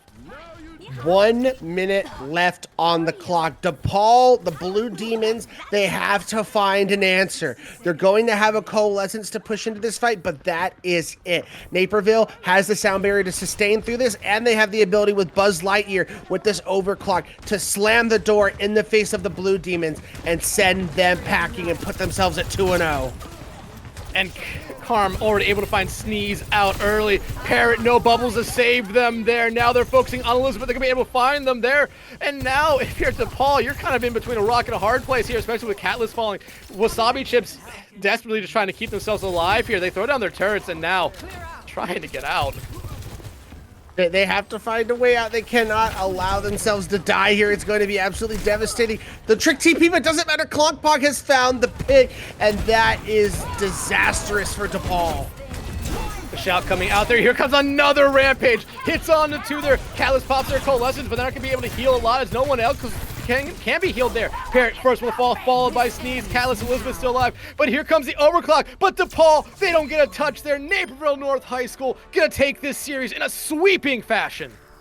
That was not even close. Naperville came in, did their job, and got out. They were basically trying to speed run. Like that was insane coming out from Naperville, showing who the big dogs are in this group. Yeah, the Huskies here, the only high school team in this tournament, 2-0 so far in the group stage here, only dropping 1 map in total through their 2 series to Indiana Tech Orange. They are looking to be a strong team here. And like I said, on paper, they are one of the better teams here in this tournament, and they showed us why right there.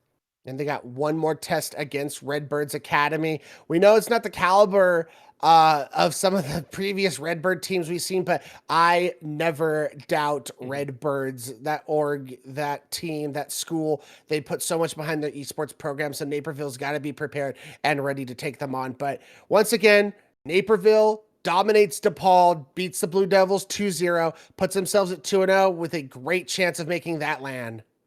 Yeah, absolutely. And speaking of Redbirds Academy, they were able to actually beat Indiana Tech Orange 2-0 in their series here in the second round of group stage here. So that game of Naperville and Redbirds Academy will be won for the top team in Group B here, but that will not be the game that we see next.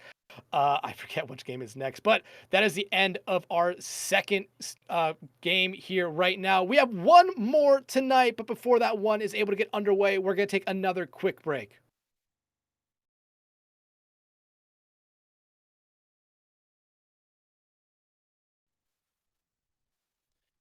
All right, welcome back everyone to the presentation of the Battle for the Midwest 6 qualifiers. We got a special treat for you guys. We got an interview from the winning team, Naperville North High School. We got Kalonk Pog joining us on the desk. So we'll go ahead and bring him in right now. How you doing, Kalonk? That was a pretty much dominating game you guys just had. I mean, I'm doing great. The boys here and the girls are all feeling pretty good. Our win, as you said, was dominant, as I'd like to think. And I'm very proud of all of us. We worked really hard for this. Yeah, with you guys being the only high school team in this tournament right now, 2-0 through your first two games, do you guys feel like you have a little bit of a chip on your shoulder being the only high school level team here? I definitely think so. I think we have something to prove, and if anything, we're proving it here. Yeah, I mean, so far, so good. That Junker Queen composition you guys are playing has just been devastating. It's just these Sigma compositions we've seen out of so many teams. I think it works well to counter, just get in the face of that Sigma or speed past him and go after that backline. It works so well. Your next game, I believe, is against Redbirds. That'll probably be the first big test. How are you guys feeling about this one? Well, if I had boots, I'd be shaking, but unfortunately, I do not. So we're feeling pretty good, I think. Everybody here at the lab is very much ready to go. We're pumped, and however it turns out, we're gonna do our best. Now, Ray kind of mentioned it there with that Junker Queen there of USS Robot. Now, you guys were playing that Junker Queen comp to perfection, in my opinion. Does having Robot on that character make you guys, perform a certain way? It seems like you guys are always wanting to play very fast, and it seems like the other team always kind of has a problem matching your guys' speed. Is that a goal that you guys are trying to set? I definitely think so. I mean, USSR Robot, that guy is always quick. He's always trying to get the next kill. He's always trying to move the play, and he's trying to progress. And I mean, he kind of holds us to that standard. So I think that's just a standard that not many other teams have. And I think it's really good that we have someone like that to depend on. Couldn't agree more, especially when you got not Vapor walling off anytime they try and match you on a Reinhardt. You just wall the enemy Reinhardt, and there's absolutely nothing they could do. So, I mean, there's a very good chance at this point that you guys are. I think I was doing it in my head. There's like a 95+% chance you guys are locked in for the land. How does that feel? I mean, it feels great. We're very close to the land location. And I mean, we wouldn't be doing it if we didn't have that goal of land. So we're super pumped, ready to go. Yeah, I mean, you guys looked great on the two maps that we saw. We know your first series of the day went 3 against Indiana Tech Orange, but it seemed like that was kind of a great start for you guys there. And then you guys were able to show off that dominance against DePaul here. Like we've been saying, you have one more matchup here. You did say a little bit that maybe you're a little bit kind of shaken about that one, but you guys right now seem to be an unstoppable force, especially on that Junker Queen comp. Are you guys going to consider, running that all the way through with Redbirds Academy, or is there a potential that we might see you guys do something different in that third series? Well, we've been thinking about it and talking about it, and I mean, we're not really sure exactly what we're gonna do. It's gonna be case by case dependent. If we're losing map, we'll see whatever works to win the next one. However, as the old saying goes at Naperville North High School, dogs eat birds. So I love it, love it, love it. Well, I think that's going to be pretty much it for the interview, Clonk. Thank you so much for being here. And we're actually going to take a quick break before we bring you guys the final match. So please stay tuned, grab a snack, grab a drink, and we'll be right back.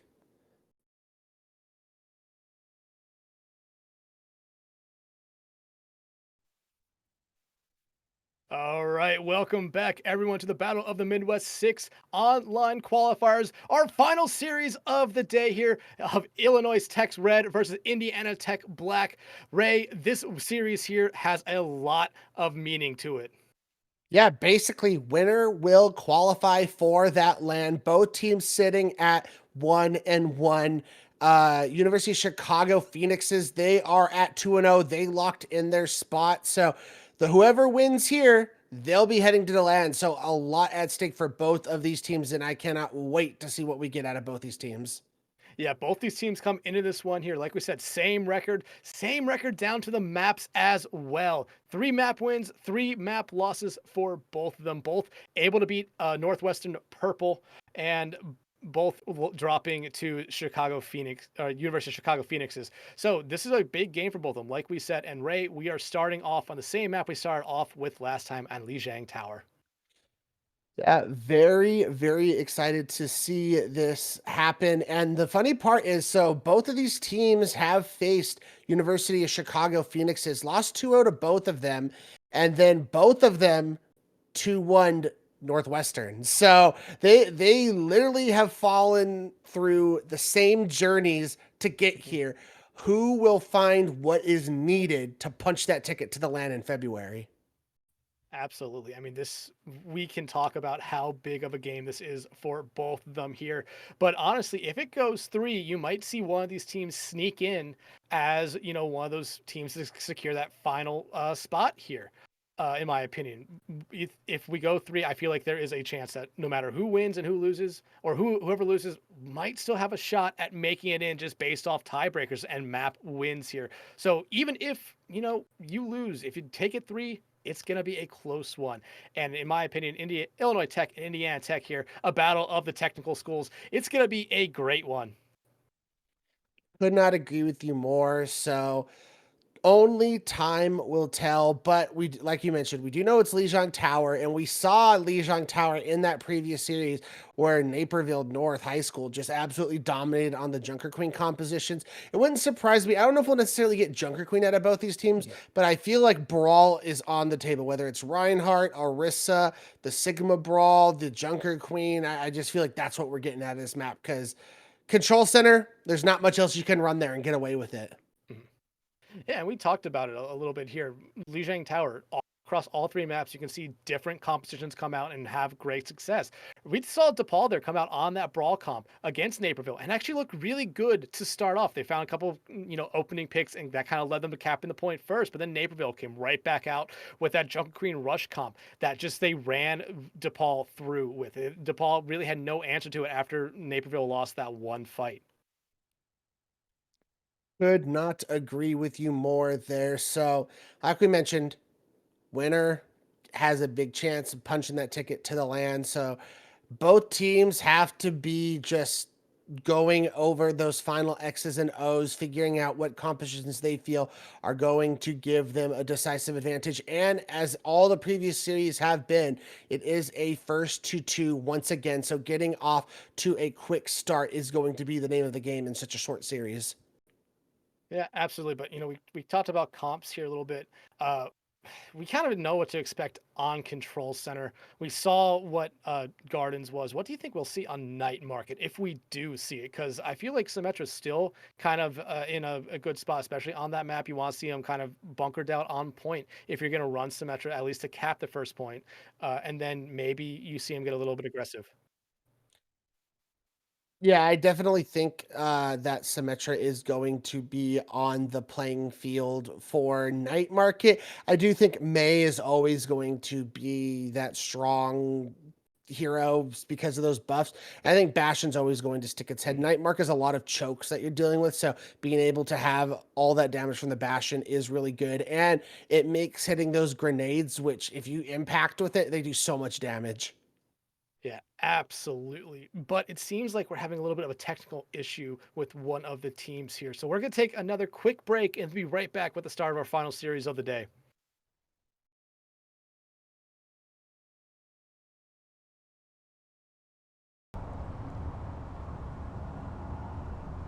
I will create Back, pathways to everyone, sorry about victory. that technical Make sure difficulty you here, follow them. But now we're going to get started with our final series of the day here for the Battle of the Midwest 6 online qualifiers here. Illinois Tech Red versus Indiana Tech Black here. And Ray, like we were kind of talking before, we potentially think the winner of this one locks themselves into the LAN. Yeah, so we see Indiana Tech Black going with a brawl version of their own. We're seeing the Ramatra coming out. So haven't seen Ramatra in a while, and I'm very excited as we see Illinois Tech Red going for the Winston competition. But it's more of a Winston zombie comp rush style competition. The nade, however, comes through, and Indiana Tech Black has to back up. Yeah, and right now you see P. Dougie there able to find Job C there to get everything going, and they immediately find Amp 8. And we saw, you know, we saw what Illinois Tech is running here a little bit last series with DePaul, but they're running ball instead. However, they are bringing out the Sombra again. And we didn't see a lot of value out of it last time, but it looks like L360 able to get something going a little bit early, even with them falling, but they immediately swap off of it. As we see Illinois Tech Red now making some swaps, they got Jav C going over to the Junker Queen. So they're going to play a brawl composition of their own, going over to the May Bastion. So Indiana Tech Red now going to have to make some adjustments because that bleed can be devastating from the Junker Queen. Oh, and the nice ice wall there, but Javc actually able to find Poe there and get rid of the immortality field. You do see Mavericks try to do whatever they can going into that turret form to just slow down Illinois Tech here as they start their assault on the point. Amix though coming out from Cheesy Ninja. Javc though able to find Mavericks right back again. Illinois Tech doing a good job here. Amp 8 finding Cheesy Ninja, and we should see Illinois Tech take this point here once they finish cleaning up the rest of Indiana Tech.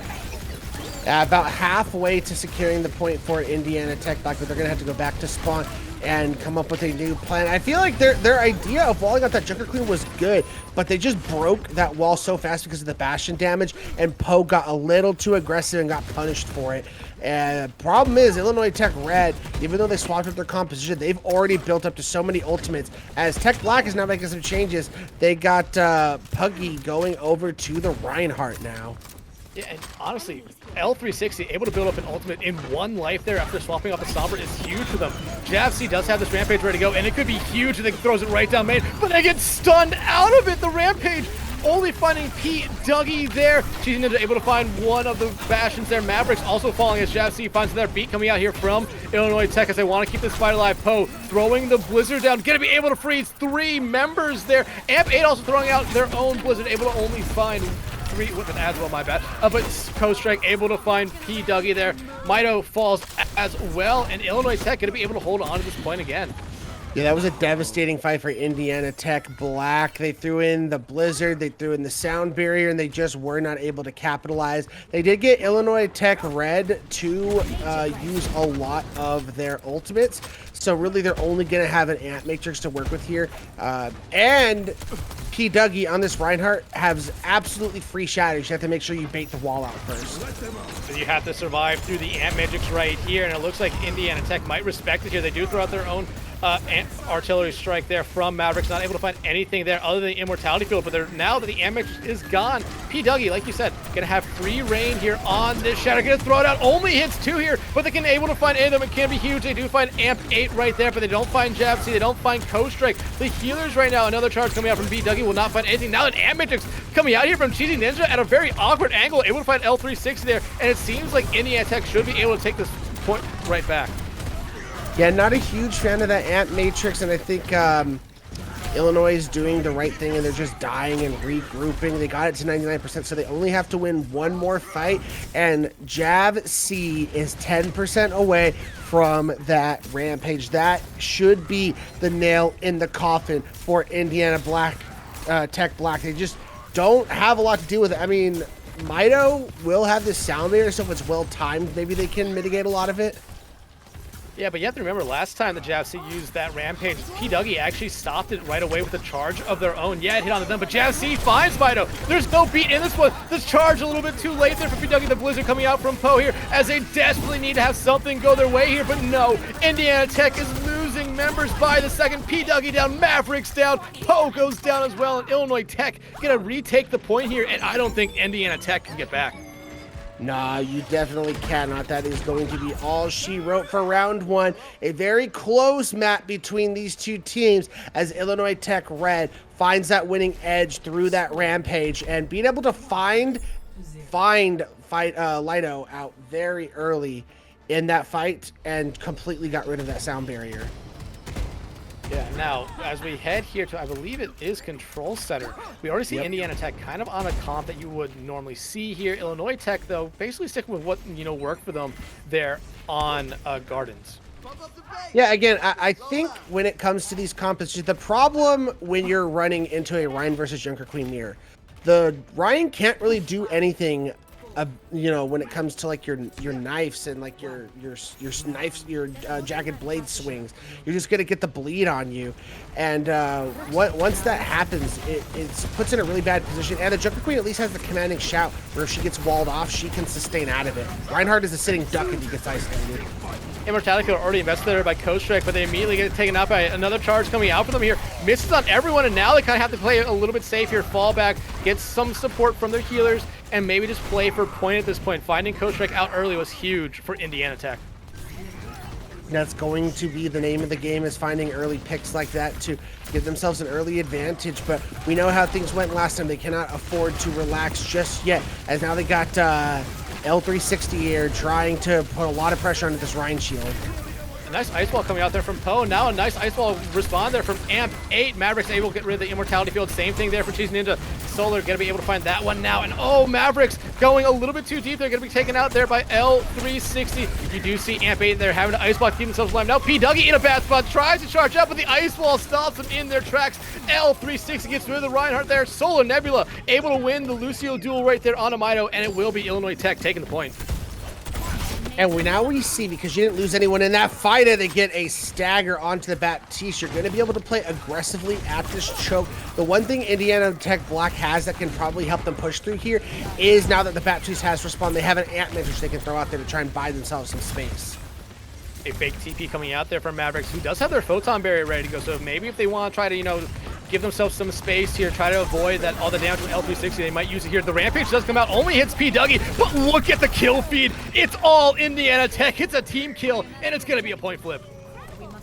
And they were able to do that all with just that window. I knew that was the opening play for them, and they made it work so well. So now they get to be the aggressors here. And if anything goes awry in this battle, they have the ability to pop that photon barrier and put themselves in a great spot.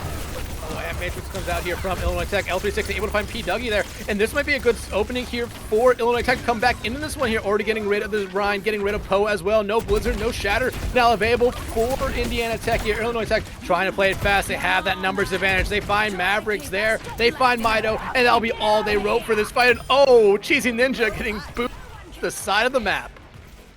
I think Indiana Tech Black got a little too big for their britches in that battle. I mean, they got a great wall and they went to aggress on it, but I don't know if they didn't hear the window pop, but it was just too much damage from a window combined with a bastion. Like, I feel like they should have just backed up and kited away. They do have 4 ultimates coming in this next fight, so this is their opportunity to really get something going. Oh no, the ice wall comes out, stops P Dougie from getting any support here. You can see one of those members, or one of those pillars break. The Shatter does come out. It only hits L360, but that's all they really need to hit there. Oh no, Poe! You stopped P Dougie from maybe getting a charge kill there. However, they still do have a Blizzard here. A lot of ultimates coming out here from Indiana Tech. They realize how big this fight is, but honestly, right now, they're doing a good job just forcing Illinois Tech to fall back, kind of respect the pressure here. Ant Matrix comes out, so does the beat. Mavericks already able to find L360, but they do lose P Dougie before everything kind of kicks off here. Now Illinois Tech does have this opening here to kind of hold on to it. The Rampage comes out from Jav C there, able to find one and turns into 2 more kills there, and somehow Illinois Tech gonna be able to just withstand that fight and win it. They stalled just long enough to get a 1 or 2 players back and take full advantage of that Rampage, and because of the aggression they're playing with, I don't think anyone's gonna be able to touch. The TP comes through, Mavericks able to get through, but like you said, no one in time. Actually, no, they do get a touch there, but it's very last second, and you see everything coming out there for Indiana Tech. It just won't matter at the end of it, as Illinois able to take that first one. Very impressive coming out from Illinois, but I feel like, unlike our last 2 series, this map was very, very close. I mean, it was like basically 99-99 on the first point, and then we were at like 99-70. So It's not like I'm feeling like Naperville, where Naperville just absolutely dominated. I felt like they were going to win the series. I definitely think Indiana Tech Black has a chance to come back in the series. I mean, they'll have a map pick coming in, and they can bring it somewhere where they're feeling very confident in the comps they can play. Yeah, and you have to remember these teams came into this series here even across everything that we could see. Record map win, map differential, everything. They're 1-1 with a +0 map differential here.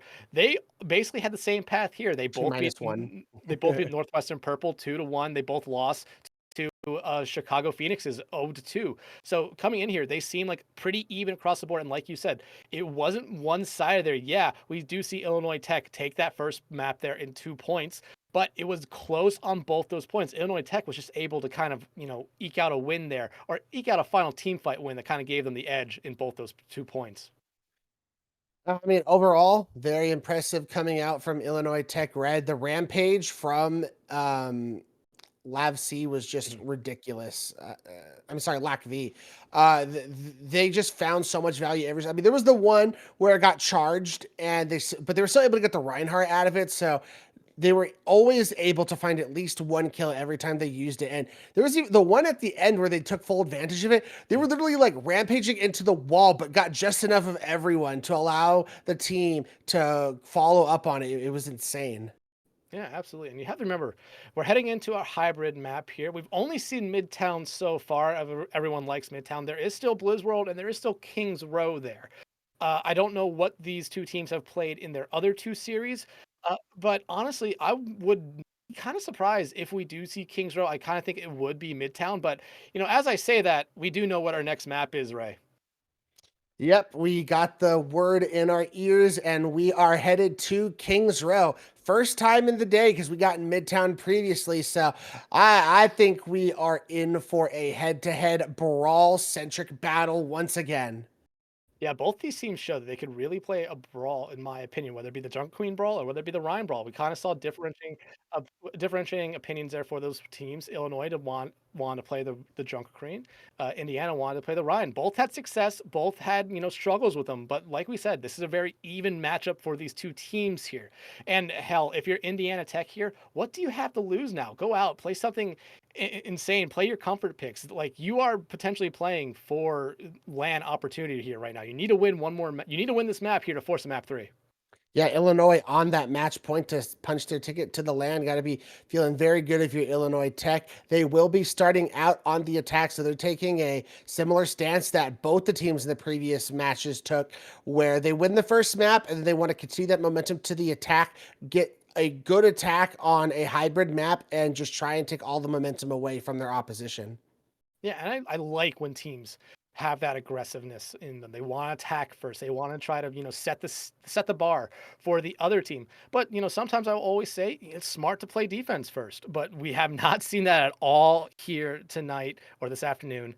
And I'm not surprised that we're seeing it here again as we head into Kings Row. Yeah, back when I used to compete, my team had that mentality where if we felt super confident in our matchup, we would always defend first. Because if you get a first point hold on a team, I feel like that's even more just demoralizing than capping all 3 points with like 3 minutes or something. I don't know. There's just something about first point holding teams that it just feels so bad if you're the team who got first point held. But right now, look at Indiana Tech. They're coming out with an Orisa. We haven't seen Orisa today at all, which is a shock considering that Orisa's still in a good spot in the meta here. But do you think it's at all to try to slow down Jav C with those rampages? I think it's definitely possible just because the Orisa is so bulky and has so many cooldowns to try and mitigate. The only thing is there's nothing you can do about the jagged blade that you're dealing with, because your javelin spin does nothing against the carnage. I mean, you're still going to get hit and you're still going to get the bleed because of that. Gates open here, could potentially be our final map of the night. And you immediately see Illinois Tech wants to play fast. They just boost their way through that choke right now. And Indiana Tech wants to try to play behind, the hotel right here. They immediately find 2 picks to slow Illinois down. And finding that May out the gun is going to be a huge play because your Orisa won't get isolated anymore. You don't have to deal with the slow. That's the other thing. The May has been a really good situation to wall off Rhines and make their job harder, but Orisa can just pop that Fortify and then that freeze doesn't affect her. Yeah, and you see what Illinois Tech is trying to do here right now. They want to try to get on this high ground, which is a really smart play for them here because it kind of gives them the advantage and forces Indiana Tech to maybe do something that they don't want to do. But if you're Indiana Tech, wait for Illinois Tech to come back onto this low ground. Wait for them to come back to even ground. What's there to really lose here? Yeah, because you're going to have to touch that point regardless. And there we go. We see JavC taking the point. And they've already forced out Immortality Field and a big anti-nade coming in. Yeah, Indiana Tech trying to now clean up this one here. And look, you're seeing Illinois Tech just regress back into this building here. They tried it once. They're going to try it again. L360 on this high ground was not able to get any picks, not able to do a lot of damage there that allowed the rest of the team to kind of clean up. Yeah, I mean, this Bastion of L360 is trying to find some kind of inch to get in, but it's just not happening. And the nade comes in and the Lucio's down. I mean, they have to deal with this Amp Matrix on the high ground, but they're just doing a good job of kiting away from it. Yeah, the Amp Matrix won't really come back to really find anything with Illinois Tech here, but JavC and Amp Aid able to find 2 picks there. Those are huge. They also find Mavericks there with their own artillery. Mavericks does find Coast Strike here, but the damage already kind of done for this fight. How long can P. Dougie stay alive in this one? They do have a Terror Surge ready, but they're not going to use it there smartly. Illinois Tech, though, should be able to cap point off this.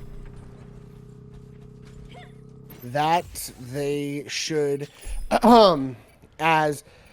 Man, it's just very tough when you got, regardless, I thought Indiana Tech Black was playing very well, but it was just the big playmakers for Illinois Tech Red. I think Indiana Tech's been playing better team play on this map, but just the skill and just ability to get a kill because of the skill of a player has come through to Illinois.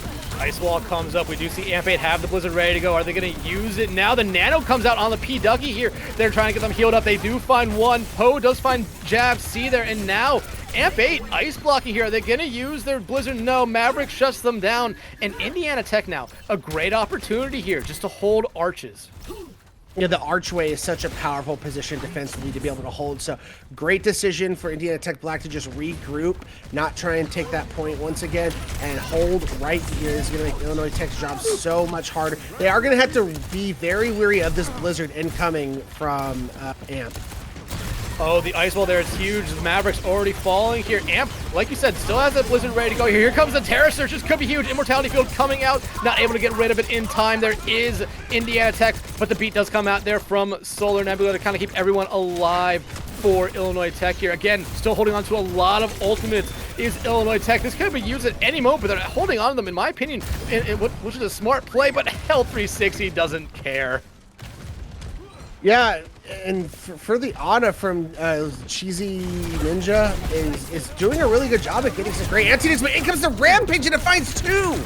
It finds 2, but JavC will be the only one falling here. L360 though, 1, 2. Can they find a third one here? Immortality Field already invested there for Mido, I believe, for Indiana Tech, and now P. Dougie here. Gonna try to do whatever they can to really just hold this point now. You do got the spawners coming back. You're able to hold this corner here. You have the Nano coming in to be able to sustain P. Dougie. They still got to be careful of this Blizzard, especially when you can combine it with a well-placed Amp Matrix. That could be absolutely devastating, even if you have the Fortify to try and get yourself out.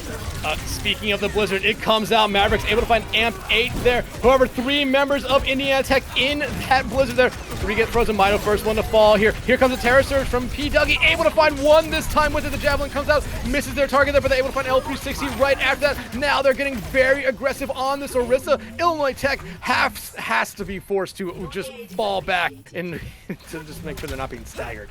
That Blizzard was actually well placed, but Mido had an even more well placed Immortality Field to keep the team alive, and then the Nano's able to come into P. Dougie and they're able to finish it off. We do now see a Torbjorn come into the field from Amp. I'm excited to see the Swedish man. I mean, there's not a whole lot of great spaces to put their turret right now, especially given the defensive position that Indiana Tech Black is playing at. artillery configuration coming out here from Mavericks. They're trying to get some recon on them. Oh, they throw it all in the hallway there. They're able to find Coast-Strike through their own immortality field there. That's a huge pick early here for Illinois Tech right now. And they find Solar Nebula. No heals on the field right now for Illinois Tech. And hell, at this point, there's going to be no one on the field.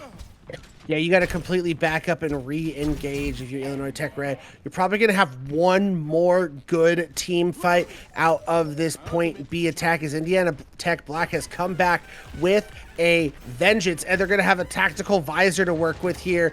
Illinois Tech Red unfortunately doesn't have much. They're going to have L360's artillery strike, and they got to hope Solar can build it to a sound barrier to help sustain them through some of these ultimates coming up for Indiana. If Jav can land a knife here and, you know, maybe get an axe swing off, they could have a rampage ready to go as well here. Poe, like I said, has this attack visor ready to go, but you see the artillery configuration come out there from L360. Not going to be able to find anyone, but does do a decent amount of damage here.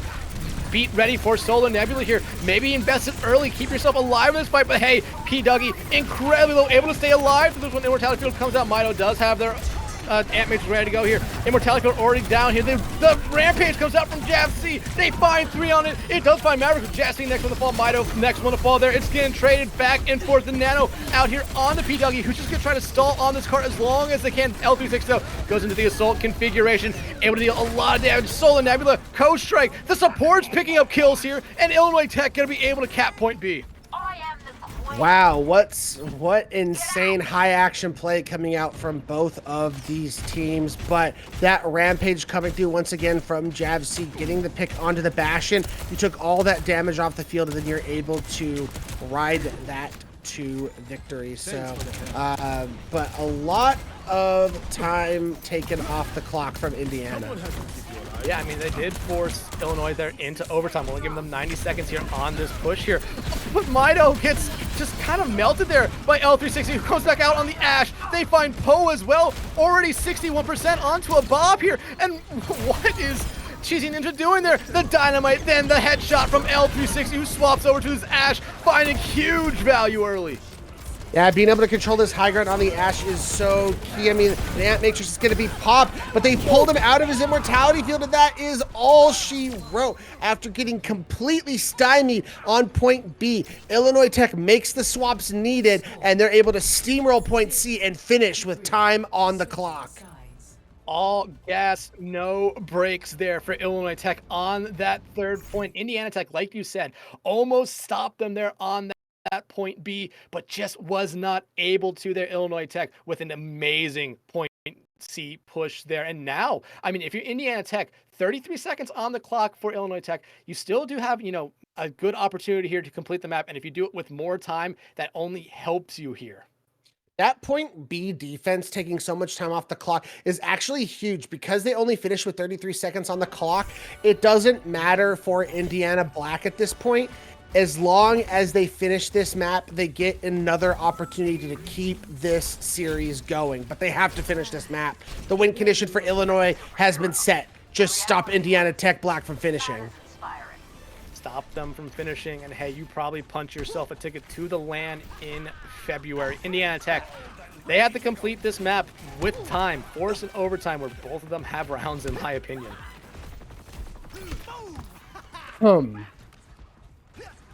As for Illinois Tech Red, they are keeping that Torbjorn Bastion that helped them break through point B finally.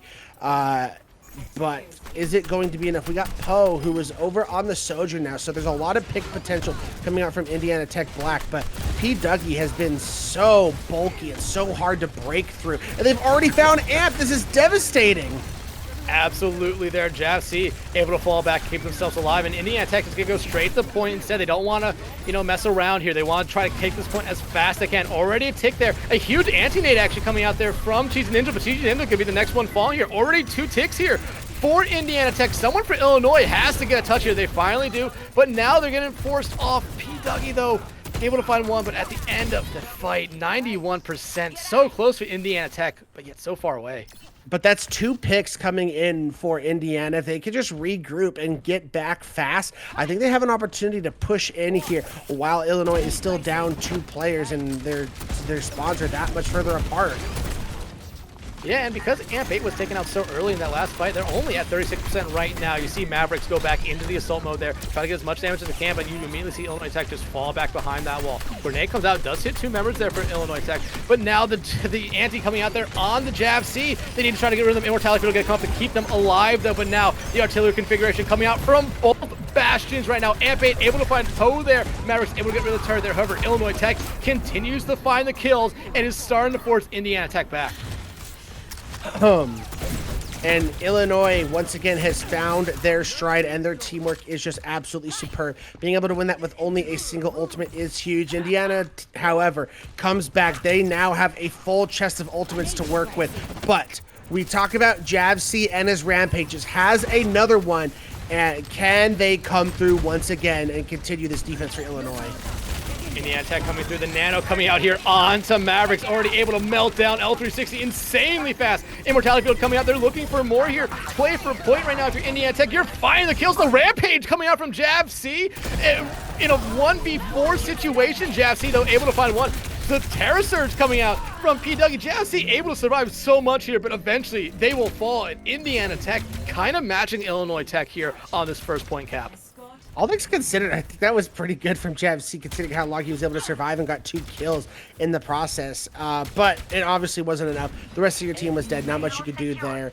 Indiana now able to finally take that sigh, that breath. Like, okay, all right, we got this. We still need to get the next 2 points, but that's a big first step. And Poe's got this overclock to work with, and you can even combo that with the Amp Matrix. Artillery coming out here from Mavericks. Gonna try to get someone here. Does get some damage there on the Solar Nebula, but doesn't really find a lot after that here. Assault configuration coming out here from Mavericks. As you see, the Emirates come out from Coast Strike. And Indiana Tech immediately respects it, just falls straight back. However, you do see the Molten Core ready here for AMP8. Yeah, and there it goes. It's going to completely trap some of those players, as we see the Baptiste is just going to be dead. Antinate comes out, and I mean, it doesn't even matter. They're able to find the heals and force Indiana back. A nice combo there from P. Dougie and Poe, able to find AMP8 out early. And if you're Indiana Tech here, you go in on that. You found one. You see the configuration coming out there from L36, so you know that's pretty much gone. So be a little bit aggressive here. You can do it. You have some ultimates right now. The Amp Matrix and the Overclock can be 2 deadly ultimates if paired up correctly. You will have the sustain of a sound barrier coming in, and they're going to have to be very careful. L360 has been really good with his artillery strikes. Going to have that once again, but the overwhelming advantage is in Indiana's favor. B coming out to kind of maybe counter the artillery strike coming out there from Mavericks. The Nano coming out here onto Poe. They do find Solar Nebula. Mavericks finds AMP8, but Jab C still alive. Will find Poe there. Huge anti onto L360 and Coast Strike. L360 gonna be taken out there by the aggression coming out from P. Dougie. Coast Strike out as well. And again, it's just getting rid of Jab C here. They're gonna be able to do that. And this might be point B capped here for Indiana Tech. And hey, they capped it with time. That's the most important thing here. As we see some swaps coming out from Illinois Tech.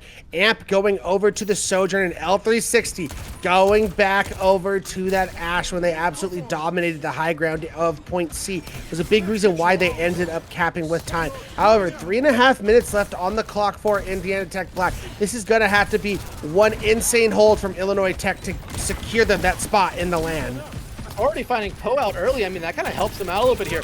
Indiana Tech still gonna be a little bit aggressive here, but you're down maybe your long-range pick potential there with Poe falling early. Jab C does have a Rampage ready to go, and I won't be surprised if they try to use it early here. They're poking around the corner. They're gonna get Javelin back there by P. Dougie here, but each team just kind of, you know, poking each other out here. Want to see if the other team makes the first mistake. As the Amp Matrix now comes out, but it doesn't matter. The Bastion is down. Out comes the Rampage. It finds 2. Bob comes out as well. We'll be able to get rid of Cheesy Ninja there. And now Mido cannot escape. Same thing with Poe. They're kind of stuck in hell right now. They try sliding out, but they're going to be able to get the health pack right there. If they can get some help from P. Dougie, they might be able to keep themselves alive. And the slide out of there with 1 health. Poe keeps himself alive.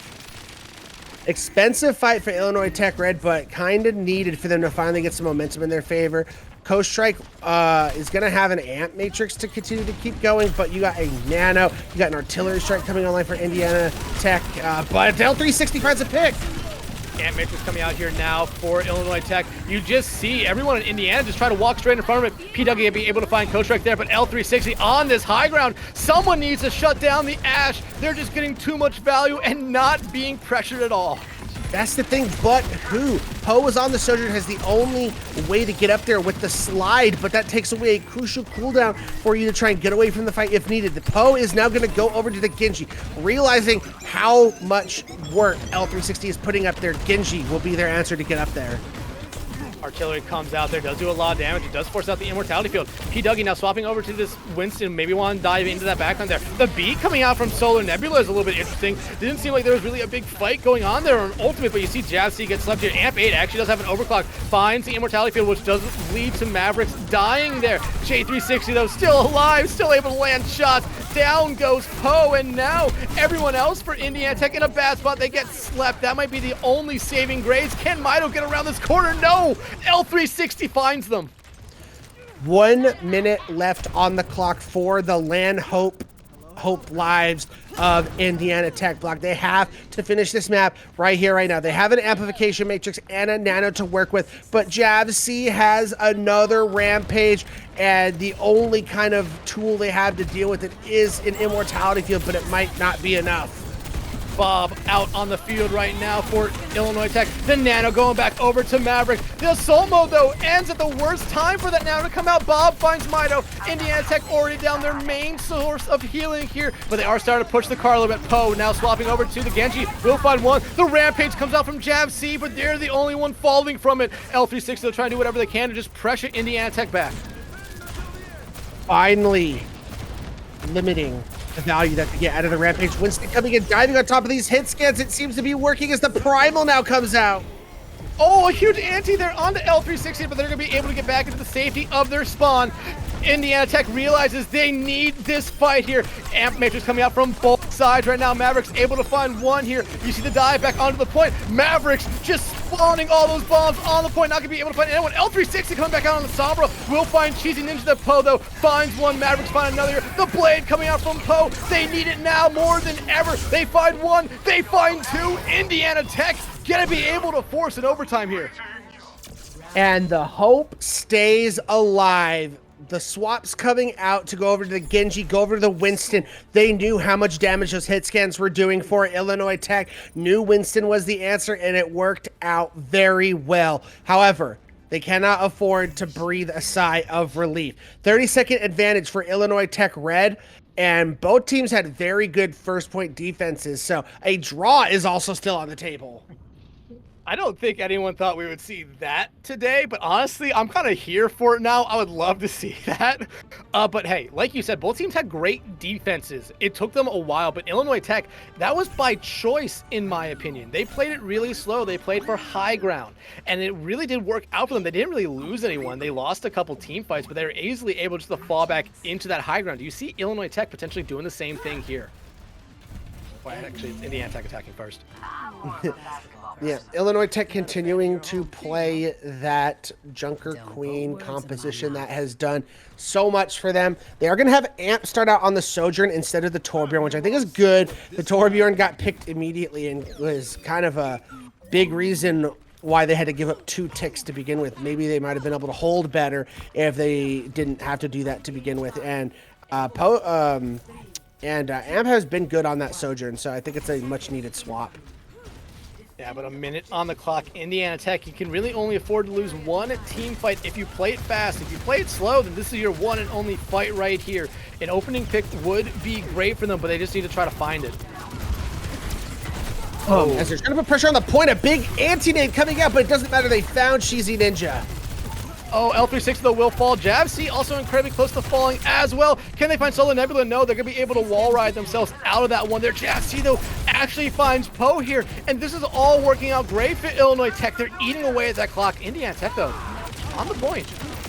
Yeah, and that, oh no, they lost 2. They got way too aggressive. They flew too close to the sun, and their wings have been clipped, as that should be the first point capture for Indiana Tech Black. They lost both their supports. What were their supports doing that far up? Poe finds L360 there, and now Indiana Tech will be able to get this first point capped here. They're looking for a stagger here. They want a stagger.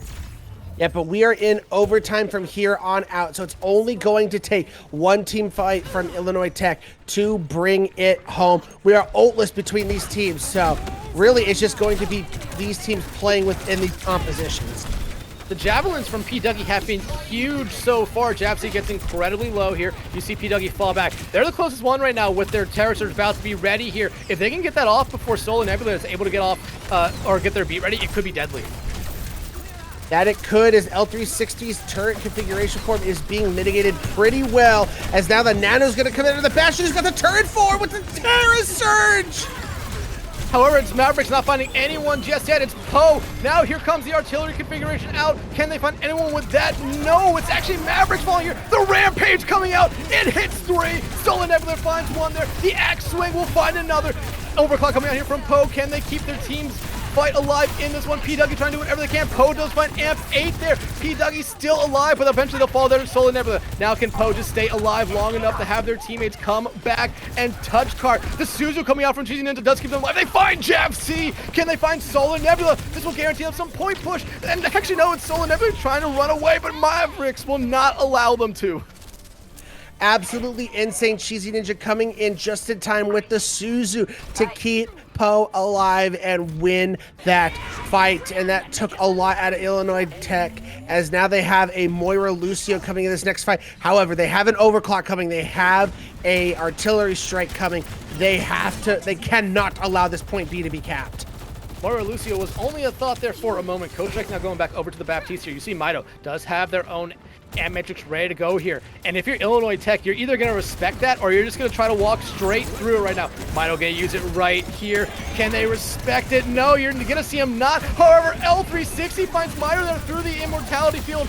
If Indiana Tech can get this point, it could be huge for them. But L360 finds 2. Amp 8 throws in their overclock. They'll just clean up the rest of Indiana Tech before they cap point B. But that is an incredible position for Indiana Tech to have gotten. I think that gives them a very, very good chance to be forcing a map number 3.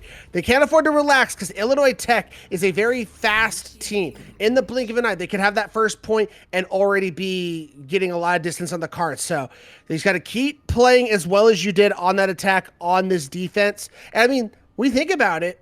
Coming back to the last time Illinois had the attack, it took them a while to get the first point. Indiana Tech was out-rotating them very effectively, and it got to a point where the only reason they capped that first point was because there was a couple pop-off moments from some of the star players from Illinois Tech. Yeah, so if you're Illinois Tech here, you cannot play this first point the same way you did the first time around. You need to play a little bit faster. You do have a little bit more time on your side, 32 seconds. That can be big. It can mean 1 or 2 extra team fights if you want to play it fast. And you see L360 here kind of hovering over a pick here. They do pick the Bastion, but, you know, that kind of tells you maybe they're thinking about, you know, having multiple fights. They might try something.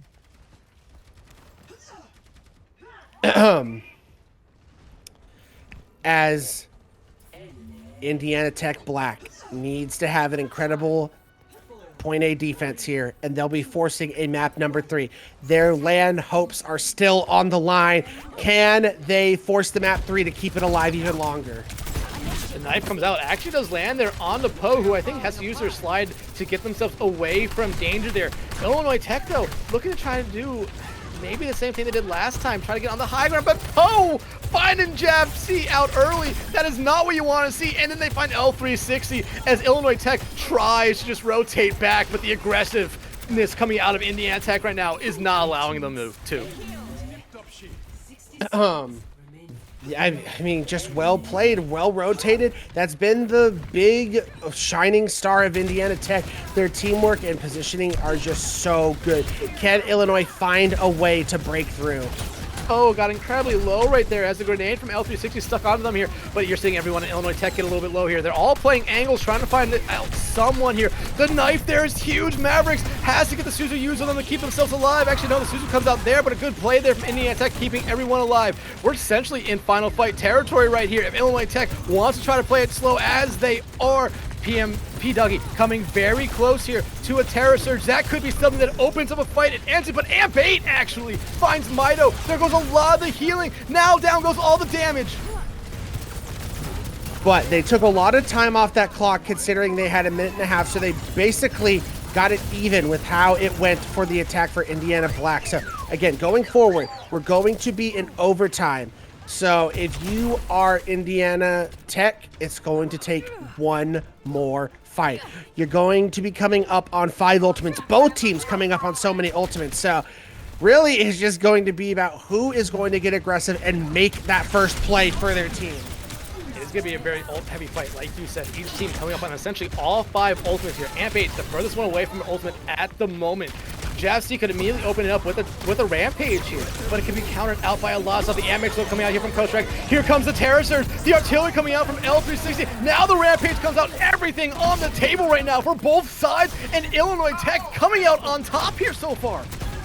That they are, and they find the chunky Orisa, but it cost 4 ultimates, but 5 came out from Indiana Tech, so they lost the big one. They're gonna have no ultimates as we are coming up on final fight territory, and Amp, who is the furthest behind on getting an ultimate, ends up working out in his favor because they will have the overclock for this final fight. So they're the hero. They're the ones who could send Illinois Tech into this land. I'm honestly surprised we're not seeing any swaps come out here from Indiana Tech. They want to hold on to this fight right here, but they have to survive through with this overclock right now. Javsy getting very low, getting to half right now. Indiana Tech needs to play it smart, but the overclock comes out. It immediately opens up everything. They find Mavericks, a lot of damage done. L360 finds Mito here, and now P-Duggy, Poe, all very low here. Only can be supported by Cheesy Ninja, who's trying their best, but Poe falls. It's just up to this Kiriko, and this Orisa, the Kiriko out, the Orisa out. Illinois Tech looking like they're going to be able to punch their way into the land. It's Indiana Tech not able to get back in time. Illinois Tech, man, being able to win that fight where they threw in 5 versus 4 ults was crucial because, like we mentioned, they had the overclock, able to find the picks there in the end. But wow, Indiana Tech put up one incredible fight, but Illinois Tech punches their ticket into the land. Yeah, just we talked about after the first map that it was an incredibly close map there. Even though Illinois Tech was able to take Legion Tower in 2 points, it was close both points. And right there, again, close both rounds, all 4 rounds essentially. It was incredible from these 2 teams putting on a show here. I wish we got a 3rd map, but Illinois Tech did not allow us that. Yeah, congratulations to Illinois Tech punching the ticket to the land. You guys showed that when it came for clutch time, you guys were able to find the picks when it mattered. For us, that's going to be it for us at the desk, for us in the booth. Thank you, everyone, for tuning in and watching. Thank you to Rhino and to Aster, who were doing the prod behind us. Couple of things. Tomorrow, make sure to tune in same time, 4 p.m. Eastern, 3 p.m. Central, because we have the Valorant qualifiers, so make sure to tune into that. But with that being said, I've been 2 Tryhard Ray, joined by the amazing Dexatron, and peace out. We'll see y'all later.